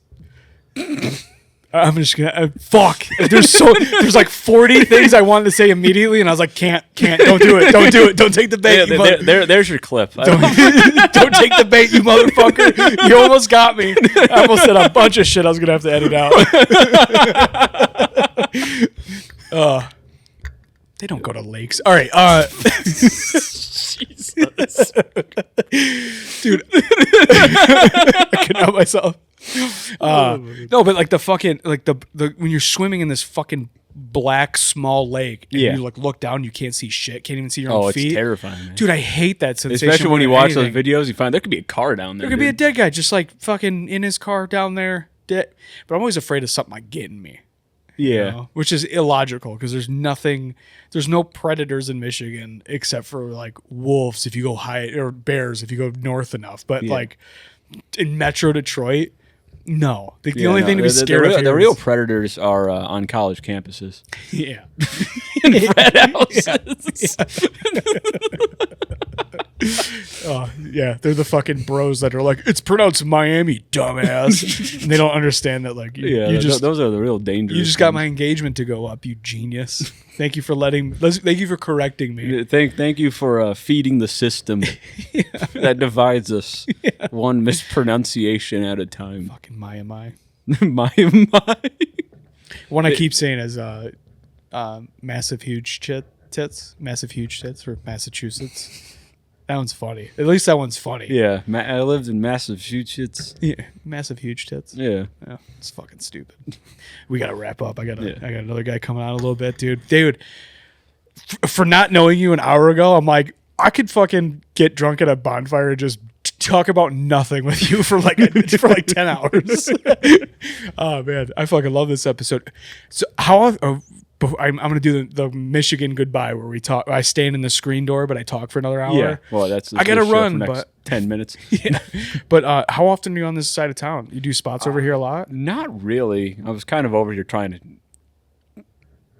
be seen so I can do more spots. Yeah. I was trying to get a guest spot at One Night Stands and didn't work out. Yeah. I say that like I'm okay. You like at the mic last night or on? Oh, you were trying to get on the actual show. Right on. I was gonna say there was show up spots still last night. No, I was in Oxford. Oh, that's right. You did. Yeah, you said that. The Bonto show. It was a show. It was a show. I love Bonto, dude. Like Bonto, like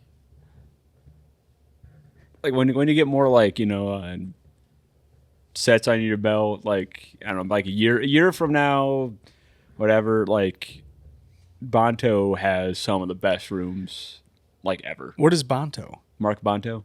Mark Bonto. Okay, I didn't realize this was a. Yeah, it's a. Oh, I literally wrote down Mark Bonto at the beginning of the fucking podcast. No, he is great. He's been doing comedy for probably damn near 45, 50 years. Oh wow. Okay. He has shows all across Flint, mostly. Okay. I did that show. I'm trying to make my face more known over here because I want to get work on this side of the state. Yeah. Because I got plenty of work on the other side. I just don't really make it out here because, I can't just go kind of fucking work night normally. Yeah. But, I like it over here. And there's a lot of spots out here too. Oh. Like there's like 4 pretty big comedy clubs, Yeah, no. And I mean, well, and like you're talking about Ann Arbor and Mark Ridley's and One Night Stands and Ann Arbor Comedy Showcase, One Night Stands, Yeah. Ridley's, Comedy Bar. yeah. What's There's a new one, Keisha's in Detroit. I went and did hers. It's in East Point, but basically Detroit. Punchlines, Yeah. Mic Drop, which was Detroit House of Comedy. Yeah. I feel like there's another one I'm missing. Is Mic Drop still doing the the weekly open mics? I was trying to find information on it. I don't know. I never did it. I never did the mic when it was Detroit House of Comedy. Yeah, me either. Brand new. We didn't talk about comedy at all. I should have picked your brain. Should have fucking took this opportunity to pick your brain, man. How long? Well, okay, I got like maybe 15 minutes. So, Yeah. but how long you been doing comedy? Around like 3 or so years. Okay, right on. And you mostly open mics for that time? Yeah, I mean, you're on stage with open mics more than paid shows. For sure, yeah. Ideally. Well, not ideally, you're being paid for it mostly. I don't know what the fuck I'm talking about. Ideally, you want to get paid, but yeah. Ideally, but I do a lot of mics on the west side state. Do shows, a lot of stuff in Muskegon. On the west side of the state, for whatever reason, Muskegon is where you get paid. It's a college town, right? Muskegon? No, No? not really. What am I thinking of? Oh, I'm thinking of Holland? Yeah. No, I was thinking of up in the UP.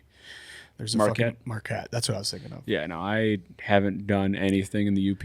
Right on. Except, okay, I did one show on Drummond Island when I was 6 months into comedy.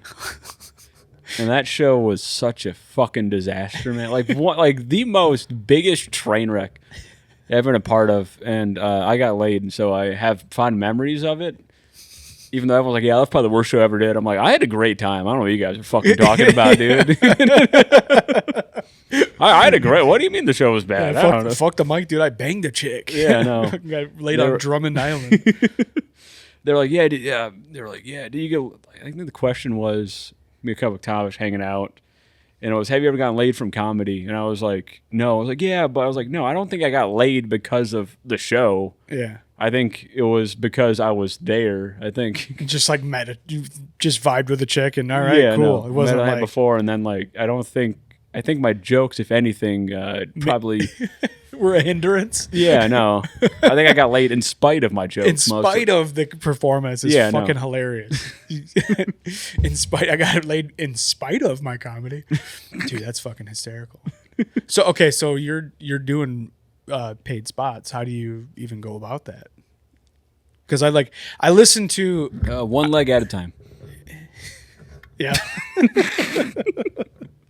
No, and not that I want, like, obviously, like I do not even want to try to get a paid spot for like at least a year. I mean, obviously, maybe even longer. I need to get comfortable doing spots and writing material. But most of the time, it's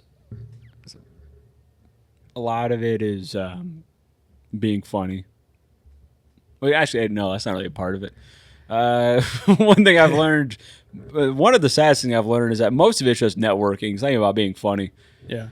If I'm being honest and depressed. It's like who you know more than anything else. Yeah. So is it kind of like, oh, people are seeing your face around the circuit, and then, you know, a booker or whatever is like, hey, I got a show, I need a feature or whatever. A lot of times I do feel like there's a big aspect of, oh, I see this person getting booked a lot, so they must be funny. Oh, okay. So there's like name recognition. Kind of like snowballs that way. Yeah. Right on. So or if you have an audience, then you get booked anyways. Yeah. Yeah. Like there's a guy on the west side of the state who is funny. He is funny. He is funny. Yeah. But he gets opportunities because he found his own niche. Okay. Of being like the anime comedian. Okay. It's Marcus Cusick. He won in back-to-back years at the LA Anime Convention. Like they had a stand-up competition. Past 2 years, he got first place back-to-back years. That's like 9,000 or something followers on Instagram. Don't quote me on that. It's probably 900. I'm just inflating it, but he's got a big following. So because of because he found his niche. He found his niche. So the people that are into what he talks about already are like, oh, I'll follow this. I feel like that's the case with a lot of these like teacher comedians. We're like, if you see these clips, he might be. I haven't seen any of his stuff. Yeah, Marcus Cusick is really funny. Yeah, right on. But it's those teacher comedians that do the circuit of like just doing shows for teachers are not funny at all. Hey. They're fucking hacks, dude. Don't talk shit about Johnny Mockney, all right? I don't know who that is. Oh, okay. He moved away before Johnny Mockney is fucking hilarious. Okay. Like there's actual like. Is he funny, one of those teacher guys that does that circuit? He kind of was, yeah. Okay, because my old lady was a teacher, and she showed me this like show that she was gonna go see, and she's like, you gotta watch it. So like I watched like a full set, and I was like, no, Johnny. This Mockney, fucking sucked. No, Johnny Mockney is actually really fucking funny. Okay. Like he moved to Chicago. He was a Lansing guy. Moved to Chicago because he kind of ran out of at Michigan. As much I love Michigan, Michigan is probably the best place to get good at comedy because you have actual crowds, typically speaking. And at least on the west side of the state, well, actually both sides of the state, really, you get actual longer sets. So you have more, get used to doing more time. Yeah. A lot of guys in big cities, they only do like 3 minutes at a time. Yeah. So it's hard for them to adjust from doing 3 minutes to doing like 15. Yeah, 15 scares the shit out of me. But I have felt like I was cut off at 5 minutes every time, and that makes me feel good. I'm like, all right, cool. Like Yeah. I think I could probably get into like 7 minutes and be comfortable. Yeah, Johnny Mockney is really funny. And there's clips of him. He was on Kill Tony, actually. Johnny Mockney. Yeah. I'm gonna look him up, because if he's funny, it wasn't him. Yeah, Johnny Mockney. Whatever is- Paige showed me, like she showed me this fucking touring crew of former teachers that do shows like exclusive. Yeah. It's like the audience is exclusively teachers, Yeah.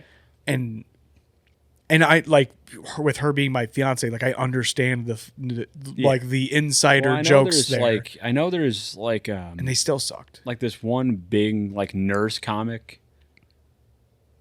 Like I remember he sold out like GLC Live, which used to be Twain Monroe. Yeah, I remember hearing about this guy. He was he got some notoriety through doing like shorts or like Facebook, right? Like Facebook videos or whatever, and then he started doing stand-up shows. Yeah, I don't remember exactly. All I know is a friend of mine got dragged to it on a date, and it was like packed out, and all of his material was just about him being a nurse. Yeah. And they ate it up because they're also fucking nurses. If Right. you can find a fan base, you can sell. If you can sell tickets, they'll book you. Yeah. I feel like we kind of forget that this is a business, Right. and if you can make Yeah, the but you club want money, you want it to be a meritocracy, though, right? Like the best of Ideally- the best of the best should be ideally, the guys selling fucking tickets. You think that? You would think that. Not some douchebag. You would who's like, you would assume that. right. Some Paul brother decides Some, to do stand up, and they'll sell out arenas with no jokes. Meanwhile, like all of us are like just grinding away for years and can't get 3 close friends to show up to a fucking open mic so you can get stage time. Dude, it's and I try to. I'm just focused on getting better at it, which I know is like it doesn't matter. I'm like it matters to me. All right. Yeah. Yeah. I want to be good at it. I don't want to fuck up the opportunities that I get because like I think of it this way, right? The only thing worse than never getting opportunities is fucking up the good opportunity you have. Dude. Yeah, for sure. And I do not want to get. This is gonna sound like too fucking like, oh, I would fuck her, but my dick's too big or something. But but I don't want to have too much of myself out there. I don't want to get too much Exposure before you're ready kind Yeah. of deal. Yeah. Yeah, well, right. It's like with Kill Tony. with musicians, I feel like there's a lot of musicians that I've talked to, and it's like, hey, you guys are focusing really hard on getting exposure. yeah. But are you But good? your music sucks. Like you're forgetting the thing. You're forgetting the thing. I mean, there's Like you can be a few- social media influencer, or you can be a band that has a social media presence. You got to pick one, because if you're a band, you got to be a band first. You know. Yeah, no, I always. I respect the comics that blow up that are actually Deserving. you Without know. sounding like Without sounding like sounding- gatekeepers. Yeah, but you got to like- be deserving. Like if you can, if you're famous, if you're like a big comedian, but you can just do a proper hour and crush the entire fucking hour, I can not give you any shit for that. Right. Like Godfrey, he will do like a club weekend and he'll just do a different set for every single show. Insane. That's like 5-6 hours of material, Absolutely fucking insane. and just goes, and you can't. It's like it's brilliant. I'm a lifelong fan of this, but Yeah. I'm just now starting. Yeah, So I tread carefully to talk about this because I don't want to come off like I fucking know. yeah, But having 5 solid minutes could take a fucking year. yeah. Oh, it took me so long to get to where it took me 3 minutes to really have to be able to do 15 without. 3 years? Yeah. You said minutes. Oh, So I'm just making sure I'm following you. it took me around like 3 minutes to really have 15 that I was really like happy with. Yeah. Even then, it kind of changes. Most of my jokes are short, and I just kind of. Like non sequiturs or Yeah, I have quite a few non sequiturs, but I kind of don't have like an interwoven theme through it. which I know he probably. I don't know. When you do like a lot of one-liners or short jokes, I don't really need to worry about the order. Yeah. I don't need to. There's no like, yeah, it'd be cool if I had callbacks here and this. It would be cooler. I don't feel like it's as necessary. I feel like I'm hurting myself because of this. Exactly this. Yeah. Like I don't know where I heard it or read it. I read But somebody said, like, write something you want to talk about and then find what's funny within that instead of trying to sit down and write a joke. Like, almost write an essay and then punch it up. Yeah. And so, like, I really like writing in that style because I like having a theme. Like, I want to talk about fucking chiropractors or scumbags. Let's talk about it, you know? And then I can write 5 minutes about it and then have 20 things that I can punch up as a joke. But I can't do to circle back. I think I've hurt myself with that in some sense because you're trying to make it all like flow evenly. Yeah, like I'm trying to have my 5 minutes play out like a movie instead of being like, here's a joke, moving on. Here's a joke, moving on. And then like if one thing that leads to the next I stumble on or it gets laughed over or talked over and then I'm like, fuck, the next 4 things are not going to make sense. Yeah. Damn it. I read this on Reddit, and apparently it's an old saying in New York comedy, but it's segues are for fat cops. Hilarious. No segues, just bam, bam, bam, bam, bam. Yeah. All meat, no potatoes. Yeah, well, segues are what comics use when they're not getting laughs. They use it in place of laughter. Yeah. They get. I guess you had to be there anyway. Like I like segues if it's either seamless, so it doesn't feel like a segue, or if it's most of the if people cannot follow along with you just switching topics, you don't have their attention anyway. You either date A, don't have their attention, or B, the joke just doesn't fit. Yeah. Like it's too jarring. I like that challenge of writing, trying to go from two very different subjects. Yeah. How can I write something that ties them both together and makes it make sense? Yeah. I do love that challenge. Like, I don't know if did you study writing at all in like school? Yeah. So like, the therefore writing style where it's not A happened, then B happened, then C happened. It's therefore. So everything needs to be a reason. I saw like a reel of the South Park guys describing of this where everything, if you go through a story, everything should say, therefore or but. Therefore or but? Yeah. Okay.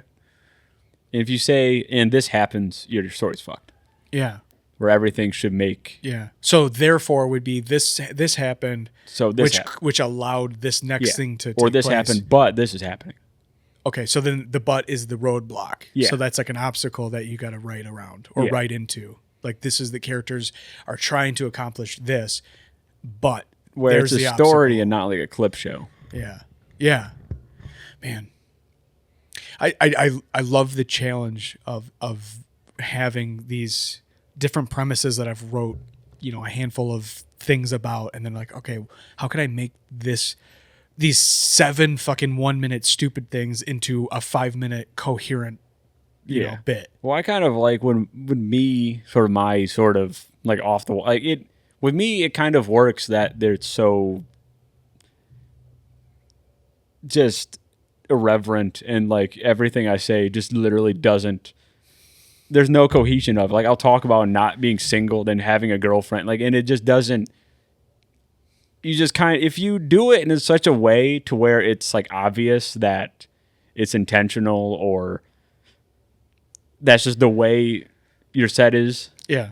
You can just get away with it. Then people accept it. Yeah, like, no. oh, okay, this is these are written jokes. Yeah. I don't need to suspend my disbelief. You don't have to like it doesn't matter. Like if people can't follow along with you moving from this or that, usually it just means you didn't write the joke with enough. a punchline to where they can tell when the Yeah. My buddy at work, she said she's like I feel like Chappelle has all like Pavloved us into when to laugh.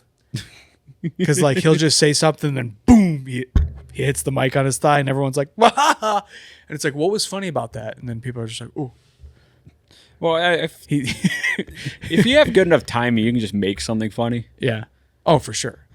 And he's kind of mastered that. But dude, there's a couple of comedians I saw at a mic where before I had even started stand up, I saw this comic go up and her writing was so good, but her performance sucked. And I was like, man, she's such a good writer. Like, she's just got to figure that out. But like the writing was so solid and so funny. But like I was like, oh, as a guy who wants to write, this is fucking awesome. But as a performance, dude, like, nothing is like, worse it sucks. than like seeing it's painful. It's like, you have so much potential. Yeah. You know? Like you. Yeah. Hopefully that person keeps, has kept going. I haven't seen her since I started. Like, I haven't seen her since I saw her like fucking 8 years ago or something. Yeah, it's hopefully she kept going because her writing was fucking excellent. Like, she was really hilarious, but just didn't have the fucking stage presence. One thing that kind of just I hate when people try to be Stephen Wright, when they're just really monotone and like it worked for him. You're not him. Yeah. Like he was able to do that one because he was probably at the time one of the only people doing it, right? And he was also brilliant, like a legit fucking genius. Right. To play a dumbass, you have to be brilliant, and that's like the Steve Martin, the Stephen Wright, Mitch Hedberg, Norm Macdonald, like all of those guys, brilliant. Yeah. You can't. Except Theo Von, he's actually just kind of dumb. Shit. Theo Von is the only exception where I'm like, oh, this guy might just actually he's actually be a stupid. fucking idiot. But he's endearing. He's a savant. Oh man. He's our Rain Man. Yeah. Dude, I love reciting one of those guys' jokes at like, oh, dude, you never listened to fucking Mitch Hedberg growing up? And then you recite one of his jokes and it falls completely flat. You're like, you ain't a real fan, you fucker. I'm like, yes. I love that I can't do it. I love that it makes no sense. Whenever I want to say the N-word, I just write it down on a piece of paper. Like that. Like, dude, like that's one of it's one of those jokes where I fucking wish I wrote that. It's so fucking funny. You gotta get it out of my system. I wish I came up with that. Yeah. Dude, it's so funny. God damn it. Dude, Stephen Wright's jokes. Some of Stephen Wright's jokes, people talk about Mitch Hedberg in the way that like he wrote jokes that no one else would write, but he was only he could tell that joke and it be funny. Yeah, I know. I think if you try to write like Mitch Hedberg, it just doesn't work. Yeah. Like he was able to pull it off and you can't. Right. Yeah, you can't. But Stephen Wright, I think, also deserves some of that credit where it's like, dude, he has these non sequiturs that no one else could perform and then be funny. Yeah. Like I remember he had a set where he kept making jokes about breaking his arms with like the dumbest ways, but he had them he had like 4 of them. Yeah. And it got funny. Like the jokes were worse as they went on. Yeah. But it was funnier because he kept breaking his arms in these jokes. It's like, I tried to hold a door open for a lady, but I broke both my arms because it was a revolving door. And it was just like, it's so fucking stupid. But then there's like 4 more events. Like an hour later, he's like, says another joke about breaking his arms. And you fucking die because it's like a callback and a bad joke on purpose. I think Norm was the best at that. I'm like, I can never perform any of his jokes justice. I think it's his cadence that you just can't replicate. Yeah. His cadence is just perfect. I'm such a fan of Norm. I was fucking... Dude, he... What's your favorite podcast bit? Podcast bit? Yeah. Of his? Yeah. When he set up Andy Dick with the 9/11 thing. Do you know what I'm talking about? Yeah. He's like, yeah, so anyway, my call at 9/11, and he's like 911. He goes, what? He's like 9/11 was an actual tragedy. And he and Andy Dick starts laughing. He's like, why are you laughing?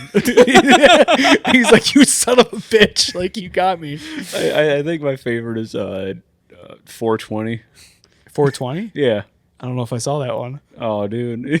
I'll send it to you. Okay. Or when he's talking about Albert Fish. I don't know that one either. Dude, you need Just to start sending me them. I'm gonna send you so much of these. The moth one. Oh yeah, dude, that one's classic, fucking classic. You ever listen to his audiobook or read his book? No, I was actually thinking about buying it because I'm in the middle of a book about comedy right now. Yeah, dude, based on a true story is so fucking funny, man. Yeah. It's just a massive shit post, and it's beautiful. Right. The audiobook for it is the best way to like. Does he read it? Yes. Hopefully. Okay, good. He reads it, and one thing he does is that for some of the chapters, he intentionally says the wrong number. Hilarious. Hilarious. Of course he does. Of course he does. Dude, he fucking so he's got two jokes that I fucking love that no one has heard for some reason. Yeah. The one is a dad joke. He goes, ID is a weird abbreviation. You know this one? Because I is short for I, and D is short for dentification. It's such a great joke. It's so. Dude, I love, like I'm in many ways way too inspired by him. Honestly, like my own comedy, because like I love just saying like a really dumb joke, right? Especially in between this like really weird and like dirty and dark. So I'll just take a dad joke right in between it and be like, that was the greatest joke of the night, you fuckers. And just go back. Right. Just like confuse people with a dad joke. Oh, dude, I love it, dude. That's fucking hilarious. Like, I love it just in like social settings. If I can say a joke that just takes the energy out of the conversation, it brings me so much joy, and I just like leave like I'm like buzzing, like yes, like that's my favorite. That's why I love Norm so much, because he's such a fucking weirdo. This is a shit post, dude. I love it, dude. God, So, there was the other Norm joke I was thinking about is he was talking about. I don't know why. I don't remember what the setup was or like what the big picture of the joke was, but he was talking about like how a guy was like having his skin all removed. Yeah. Do you remember this? And he's like, it's a buff guy, but his skin's gone. Like he took his skin off, his flesh, his meaty, squelching, moist, bloody flesh. Is anyone hard? Is anyone else hard? And it's just like, it's got like the grossest setup ever. But he's like, is anyone else horny? It's just fucking. Yeah, do you ever It's in his Hitler's Dog special. Oh, dude! Like, remember the joke about dessert? No, I don't think I so. was like, it's decadent. And I was like, are you trying to fuck me? Are you trying to get me to suck your dick? like I am sucking your dick, but I don't like it. I don't fucking. Dude, he reminds me of like all my favorite relatives. You know what I mean? Like, Yeah. like of course they're not on his level, but like being at some obligation that no one gives a fuck about. Oh, we're at the christening, and we're all standing there, and it's just like, you see the fucking ass on that idiot? Like, God damn, and just like making comments in the corner, like just making a mockery of like some serious situation that we're in. I love the dude. I love that whenever he would crush, he would just go to the green room. Whenever he bombed, he would just go to the door and say goodbye to everybody as they walked out. Just look his enemies in the face like a gangster. Yeah, he just loved the idea of bombing because it's just so absurd that like, oh, I tried to make you laugh, you didn't. Yeah, now you hate me. Like, so funny. Dude, I'm gonna go. As soon as I'm done with my fucking second podcast today, I'm going to watch that fucking Hitler's Dog special again. Dude, yeah, I'm gonna send you a few of those. I also send you probably some Johnny Mockney clips. Just fucking blow me up. Dude, Yeah. well, if there's a good teacher one, Paige would love to go see it because she was a teacher Johnny for 7 Mockney years. is actually there's no really way fucking funny. If you're vouching for this guy, there's no way that's the right guy or that. Well, she he saw. did some of those shows. He did some of the ones at like Ridley's. I don't know. He was the funny one. Okay. To be fair, He was the funny one. To be fair, the clip, what she showed me was like a half-hour long like compilation video, and nothing made me smirk. I was just like, this is fucking. Oh, okay. Well, okay. So it can't be him. It can't be him if he's good. Yeah, no. Because Well, nothing was good in those clips. yeah. at Well, he all. talked about being a teacher on Kill Tony, Yeah. but most of my favorite jokes of him are not about him being a teacher. I gotta. Yeah. She went to go see the show live, and she said that it's all they talked about. It was like a convention where like you're allowed to be silly. I'm writing down that I got to look up his clips and on Kill Tony because. Especially if he's a local guy, and I'm like, whoever's doing this is fucking bad. Yeah, I was just like, dude, Johnny Macdonald's hilarious. What are you talking about, dude? Yeah, I gotta look this guy up because if you're vouching for him, it can't be the same guy. There's no fucking way. There's no way. No, Johnny Macdonald. The video, it reminded me of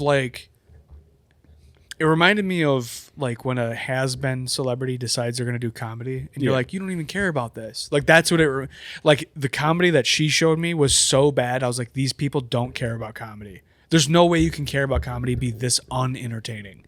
So there's You'll be surprised, dude. There is some people that are workhorses that are still awful. Like I don't, I don't know about that, dude. I've met some hard-working people that are horrifically unfunny. Dude. Like, yeah. You know what's fucked up is as soon as you said that, like 3 faces popped in my head. I was like, oh shit, I know them too. Like, oh no. They do every show all the time, and you're just like, bro, what? Oh man. Like, I guess maybe the 10,000 hours doesn't work. I don't. Fuck, you've been doing this how long? The worst is when you ask them, you expect them to like actually like. The worst was when I was like at your point doing this. When I was a couple months in, and I'll talk to someone, expecting them to be like, "Oh, I've been doing it for like 6 months," and they say like 8 years. And like, oh Jesus, man. Jesus Christ! Actively, you're trying. You've been trying this whole time. You should stop. You just fucking. You don't have it, dude. Well, I can't give them. No. I don't. I love people doing art unless they're like diddlers or something. Yeah. Then it's like you can just doodle in prison. I don't. Right.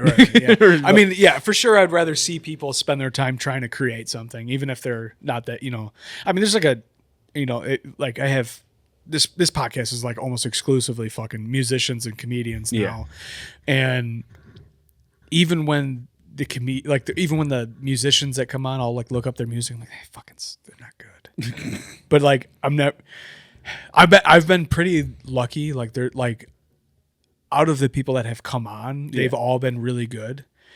But there's a couple that are scheduled to come on, and I'm like, man, I hope they put some new shit out, before they get here in like 8 months or whatever. Like it's okay. Schedule the show 8 months out. Oh yeah, I'm scheduled for like a year. Oh Jesus. Yeah. Oh, dude, we're fucking. I love it, but we're fucking swamped. I got 4 podcast guests. I'm guessing one's waiting. They're like, what the fuck you had? I got a little time. I got like a half hour. Okay. But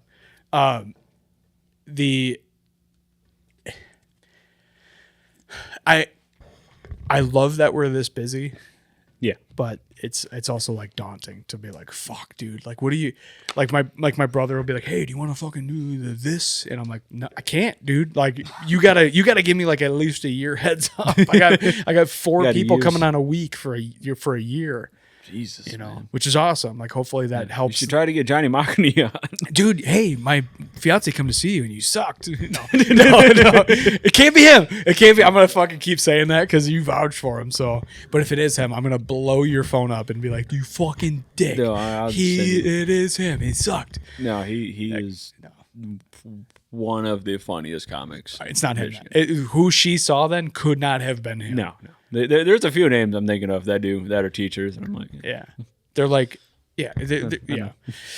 I'm happy for him. I just want what it makes me. It doesn't make me angry. It just makes me want to put together a show that's better. Well, no, worse. No. I've thought about this a while, like a couple years ago, just having a show where it's just comics that do actual like manual labor jobs. Yeah. And so it's not just bring up another server. Like right. Do like a Michigan blue collar comedy tour, but like don't call it. But not that. Yeah, no, the other one. The other blue collar comedy tour.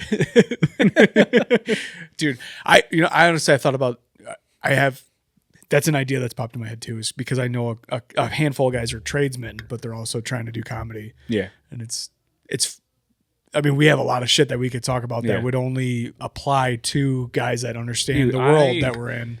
I did. Jim Carney? Is he one of the names you're thinking of? No. He's also a pipe fitter, funny enough. Really? Yeah. And he's from Detroit? No, he's from he lives in what's it called? He runs Rubbles in Mount Pleasant. Okay. Dude, I have written more shit because of what you've been telling me about than any other podcast before. Pipefitter comedian. I got to look this guy up. We got a lot to talk about. He's the other comic named James with Tourette syndrome, so I need to kill him in his sleep. There can only be one of us. Do you have Tourette's? Yeah. How does your tics manifest? I've not noticed it at all. They're subtle. Yeah? You can probably watch the clips and be like, "Oh yeah, that's what he's doing." I have not noticed at all. They're subtle. It was really weird during the BAFTA thing. I just had to keep myself quiet because like talking about Tourette's, and I'm like, oh. You're like, Yeah. yeah. Dude, it was so somebody said that like what the they were like, does your Tourette's like you start to get this fucking like this urge to say things you're not allowed to say? No, I don't. That's called ADHD. But oh man, I have the physical like motor tics, which he also has. But he booked me to do it was a Christmas party for some steel workers in is that Alma College, and that was probably one of the best probably the best I'd ever had. Yeah, like 19 minutes, just crushing for 19 straight minutes, and the stuff I had about working at a warehouse just fucking murdered, just crushed. I fucking loved it. And then 2 weeks later, I did a show for another Christmas party for some union workers for this bumper factory. Okay. Same exact material. They fucking hated me so much. Oh no. They fucking hated it. God. I was like, fuck, dude. Dude, what the fuck? You like go in with confidence. You're like, I'm about to fucking murder a guy. Dude, These are my people. And then I just fucking And then you ate a plate had of one dicks. of the worst sets at like the hardest ever. Like, Fucking dude, I love that. like it's like literally greatest set of my life. One of the hardest bombs I've ever fucking had.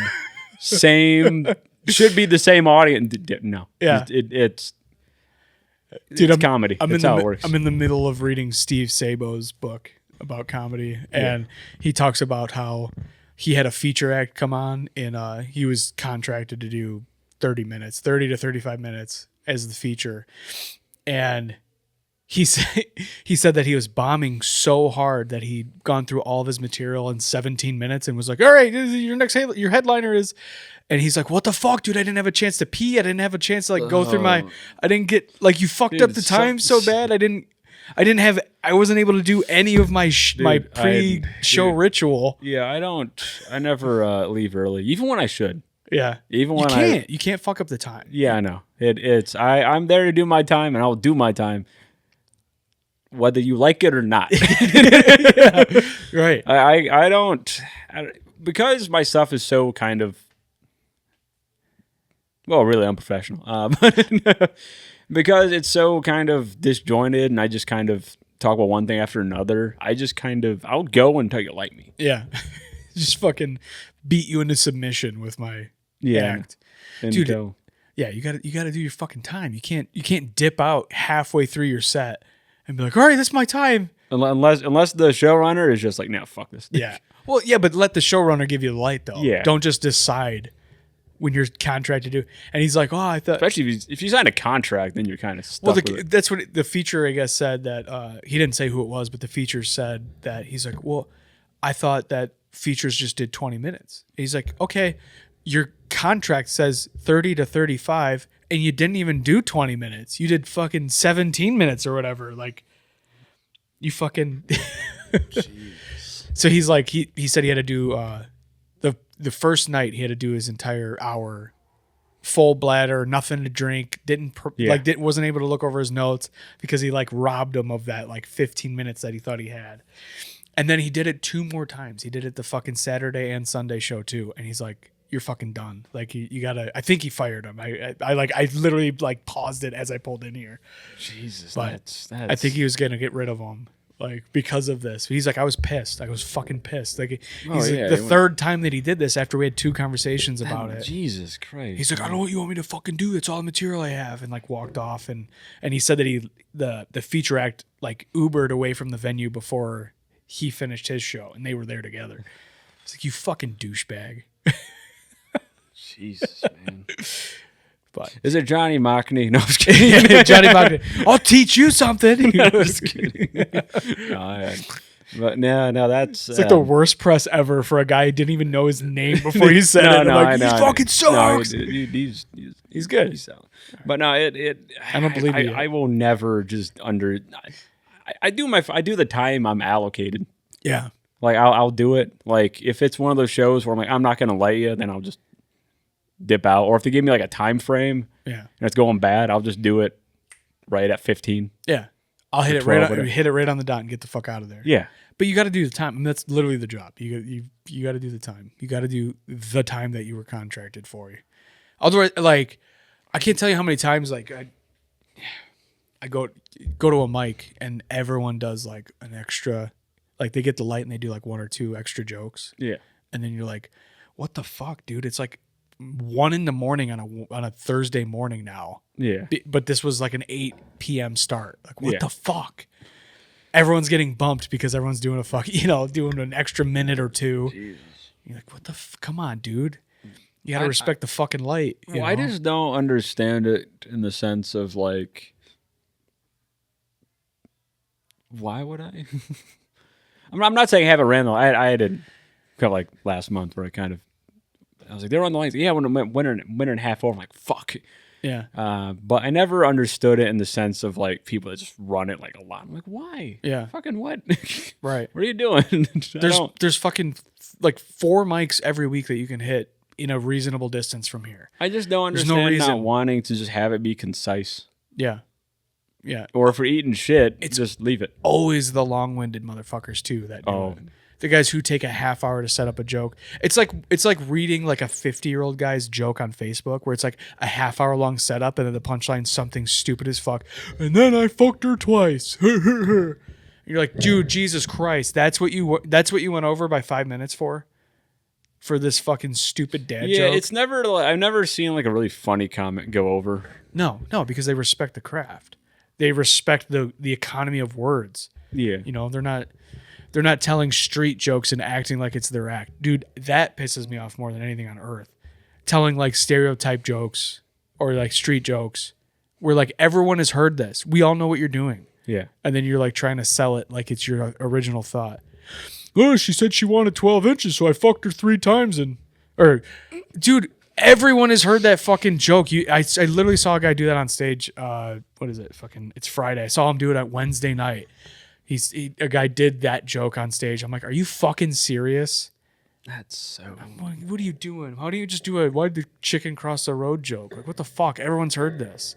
But he did address that. He did say, oh, everyone's heard that since 1989. It's like, why'd you fucking do it? Yeah, I don't. Why'd you do the fucking joke Why then? would you? I don't. Shit's gay. That's why. That's fucking gay. Dude, propaganda and street jokes. It's fucking gay. Yeah, propaganda. Yeah, no. The world is just universally gay. I think we need to accept the fact that homosexuality is more common than we think. Everyone is a little bit gay, and that's fine. You know what?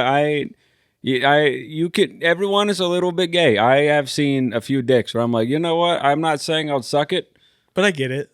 but I would let it fuck me. Like I don't. What's Rogan's bit about being gay? Fucking You mean the one they stole from Brendan Schaub? he stole a joke from Brendan Schaub. Who the fuck steals a joke from Joe Rogan. What was the joke that he stole from Brendan Schaub? Bro was like, "Oh, being gay is so cool. You can just hang out with the pros and fuck." Oh no, I didn't know that. He did that in his. He did that in Burn the Boats, and Brendan Schaub did that, and I don't think it was. His Showtime special I think that so. he got when he was like an hour and a half into comedy. Yeah. Dude, what the fuck? I didn't know that happened. No, I was thinking of Rogan's got a bit where he goes like, the only reason I haven't sucked a dick is because I'm afraid they're delicious. That's a good joke. That's The only reason I haven't tried it is 'cause I'm afraid that's they're the delicious. only time I've ever heard someone say, "Man, that reminds me of a Joe Rogan joke." That's the only joke I can think of. That's of his. yeah, that's the only time I've ever heard it said. The only Joe Rogan jokes I know are ones that are so bad people clip them in YouTube slop videos about how bad his special was. That's the comedy gatekeeper, by the way. There is. I know, isn't that weird? He's got a like a cult of people who just fucking hate him as a comic. Me. You hate him as a comic? Hate him as a comic? I don't. He's not my it's not my style of comedy. I don't. Hump in But the stool. that was a funny bit. That Yeah, if you okay. spend enough time with a Kardashian, you become a crazy bitch. That's a funny premise. Yeah, I do remember. I watched fucking Cat Williams' new special. He humped the stool, and I'm like, Jesus Christ, man. He's getting his- Jesus Christ, man! Like you need to go back on Shannon. Like and like I don't seeing his new special where he's humping the stool. Okay, he didn't only hump it. He talked about other stuff too, but like that's what he did for the entire hour. no, but like the fact that I just saw him hump the stool and it's you went on Shannon to talk shit for 3 straight hours. I'm just like, bro, like I don't. God, damn. Yeah, he was. I'm not privy to Is all he this, but I've booked seen on this podcast? Cat Williams. Yeah. I would have him on. You- My you- God, that's a pipe. That'd be You a would dream. you would bump the entire year's worth of comics. Oh my dude. God, yeah, for sure. Yeah. Anyone who's coming on and Cat Williams wants to be on for that spot, you're gone, dude. Yeah. I'm talking to Cat Williams. And you would tell him, I was like, hey, sorry, Cat Williams on the spot. They'd be like, yeah, sure. Okay. Yeah, for sure. Dude, Cat Williams was growing up. Cat Williams and Dane Cook were like the two comics that me and all my buddies like could not help but quote constantly. I did not voluntarily listen to Dane Cook, but God, the amount of times my friends would like pull up Halo 3 Machinima Dane Cook videos. Right. Dude, he gets so much hate, but he's got some of the best fucking like classic, like it's prime 14-year-old humor. Oh, like, yeah, dude. you know, Yeah, oh, like yeah. we was in like 8th grade when like Vicious Circle came out, and I was like, this is the We funniest were thing like that's ever happened. 10 years old. You know, like this is the 10, 12 years old. This is the funniest thing I've ever seen. Yeah, it's fucking the super finger. That's the funniest thing I've ever heard in my life. When I was like 12, The Burger King manager. I don't remember that one. Oh, that's the one I remember. Where his Burger brother King. was the manager at Burger King. I remember the Halo 3 Machinima. I remember that. I don't remember the Burger King one though. Oh, dude. He's got a. I remember he talked about his parents dying, and he had this like bit about like how he always says God bless you because he doesn't feel like he has the power to bless people. Like that's funny. That's a funny. Yeah. It's a funny bit. I don't just say bless you. I don't have that power. I wasn't given that. And then he talked about he had this like kind of cringy like pandering bit where he's like he goes like he can't understand or stand atheists, and he's like people talk about like I want to be reincarnated. I believe in reincarnation. I want to be buried and come back as a tree, and then he's like I'll chop you down and have the Bible printed on you. That's pretty funny. That's pretty funny. I would chop you or assassinate myself. You remember that? I just remember and he was the original Matt Rife. He's the one that, gave us Matt Rife. Motherfucker. Is Matt Rife good? I haven't watched any of his shit. Not any. I've seen a couple of crowd work things that were like, but There's a comic on the west side of the state. This is before he blew up. He would do as a joke, he would just put on the worst special he could find, just have it on the background. And they tried to put on his first special, and they just couldn't stand it. They couldn't just handle like 4 minutes of it. really? Yeah. I gotta watch it. Give it an honest try. I mean, comics that I respect him, and I don't know if it's because of a following thing or if it's because he's actually good.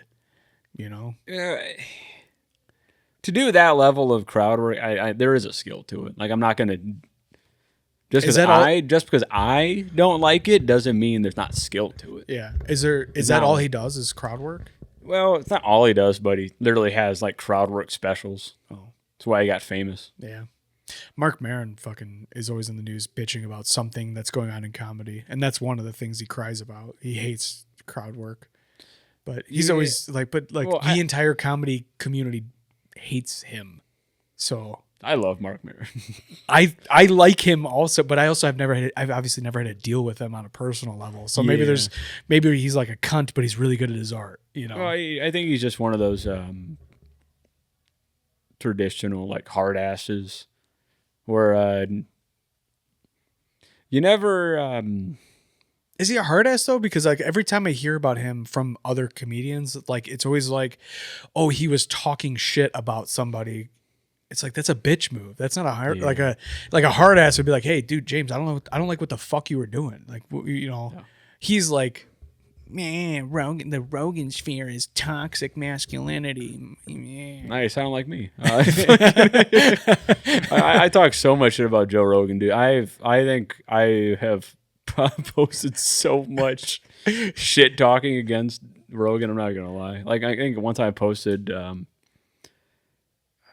Do you know that one bird that like went extinct in the 80s, and they have the recording of its final like mating call? No. Where it's like saying it to the ether. I posted. I'll rather listen to that on repeat than 5 minutes of Joe Rogan. Really? Oh. Dude, that's fucking. That by itself is hilarious, but I don't understand the hate for him though. Like he seems like I still listen to his podcast once in a while. State-ran propaganda at this point. I skip. I mean, there's definitely episodes I skip because I don't care about the conspiracy shit. I don't like. I think Elon Musk is a fucking. He had the fucking FBI director on there. Like, do you see how insane that is? Yeah. Like we've just kind of gone numb to the fact like we shouldn't know these people. Like we should know them, but we shouldn't. Yeah, it's fucking weird. They're not supposed to be celebrities. You're not supposed the to head of like the biggest criminal justice entity in the nation, and you're the head of the group that killed MLK. Like right, and you're trying to get fans by going on Rogan's podcast. What are you doing? I don't understand. Selling merch. Yeah, I don't understand. I don't understand. Again, amusing ourselves to death. We're just we love train wrecks so much that we just made the entire country as one, so you can laugh at it. Dude, I don't. Anyways, shit's gay. Shit's gay. Shit's gay, man. I keep forgetting that I have to wrap up. I was like, hey, at an hour 40, I was like, we should wrap up. It's 2 hours and 25 minutes now. Well, time flies when you're depressed talking. Yeah. On that note, do you have any dates or anything while we wrap up? No, I'm chronically single and sad. All right. Anyways, good night, everybody. Fuck yeah. All right, let's wrap. Okay. Purpose is not survival. It's finding purpose in what you love. I'm pumped to be branching out and being like, hey, we're going to sit down and have a couple-hour podcast. Is it? Is it, dude? Jesus Christ. You just like talked for 5 minutes. I'm like, is it though? I've always been inspired by this shit. Yeah. Dude, that pizza was so greasy. It was disgusting. It was not disgusting. Disgusting. Good times, Noodle Salad.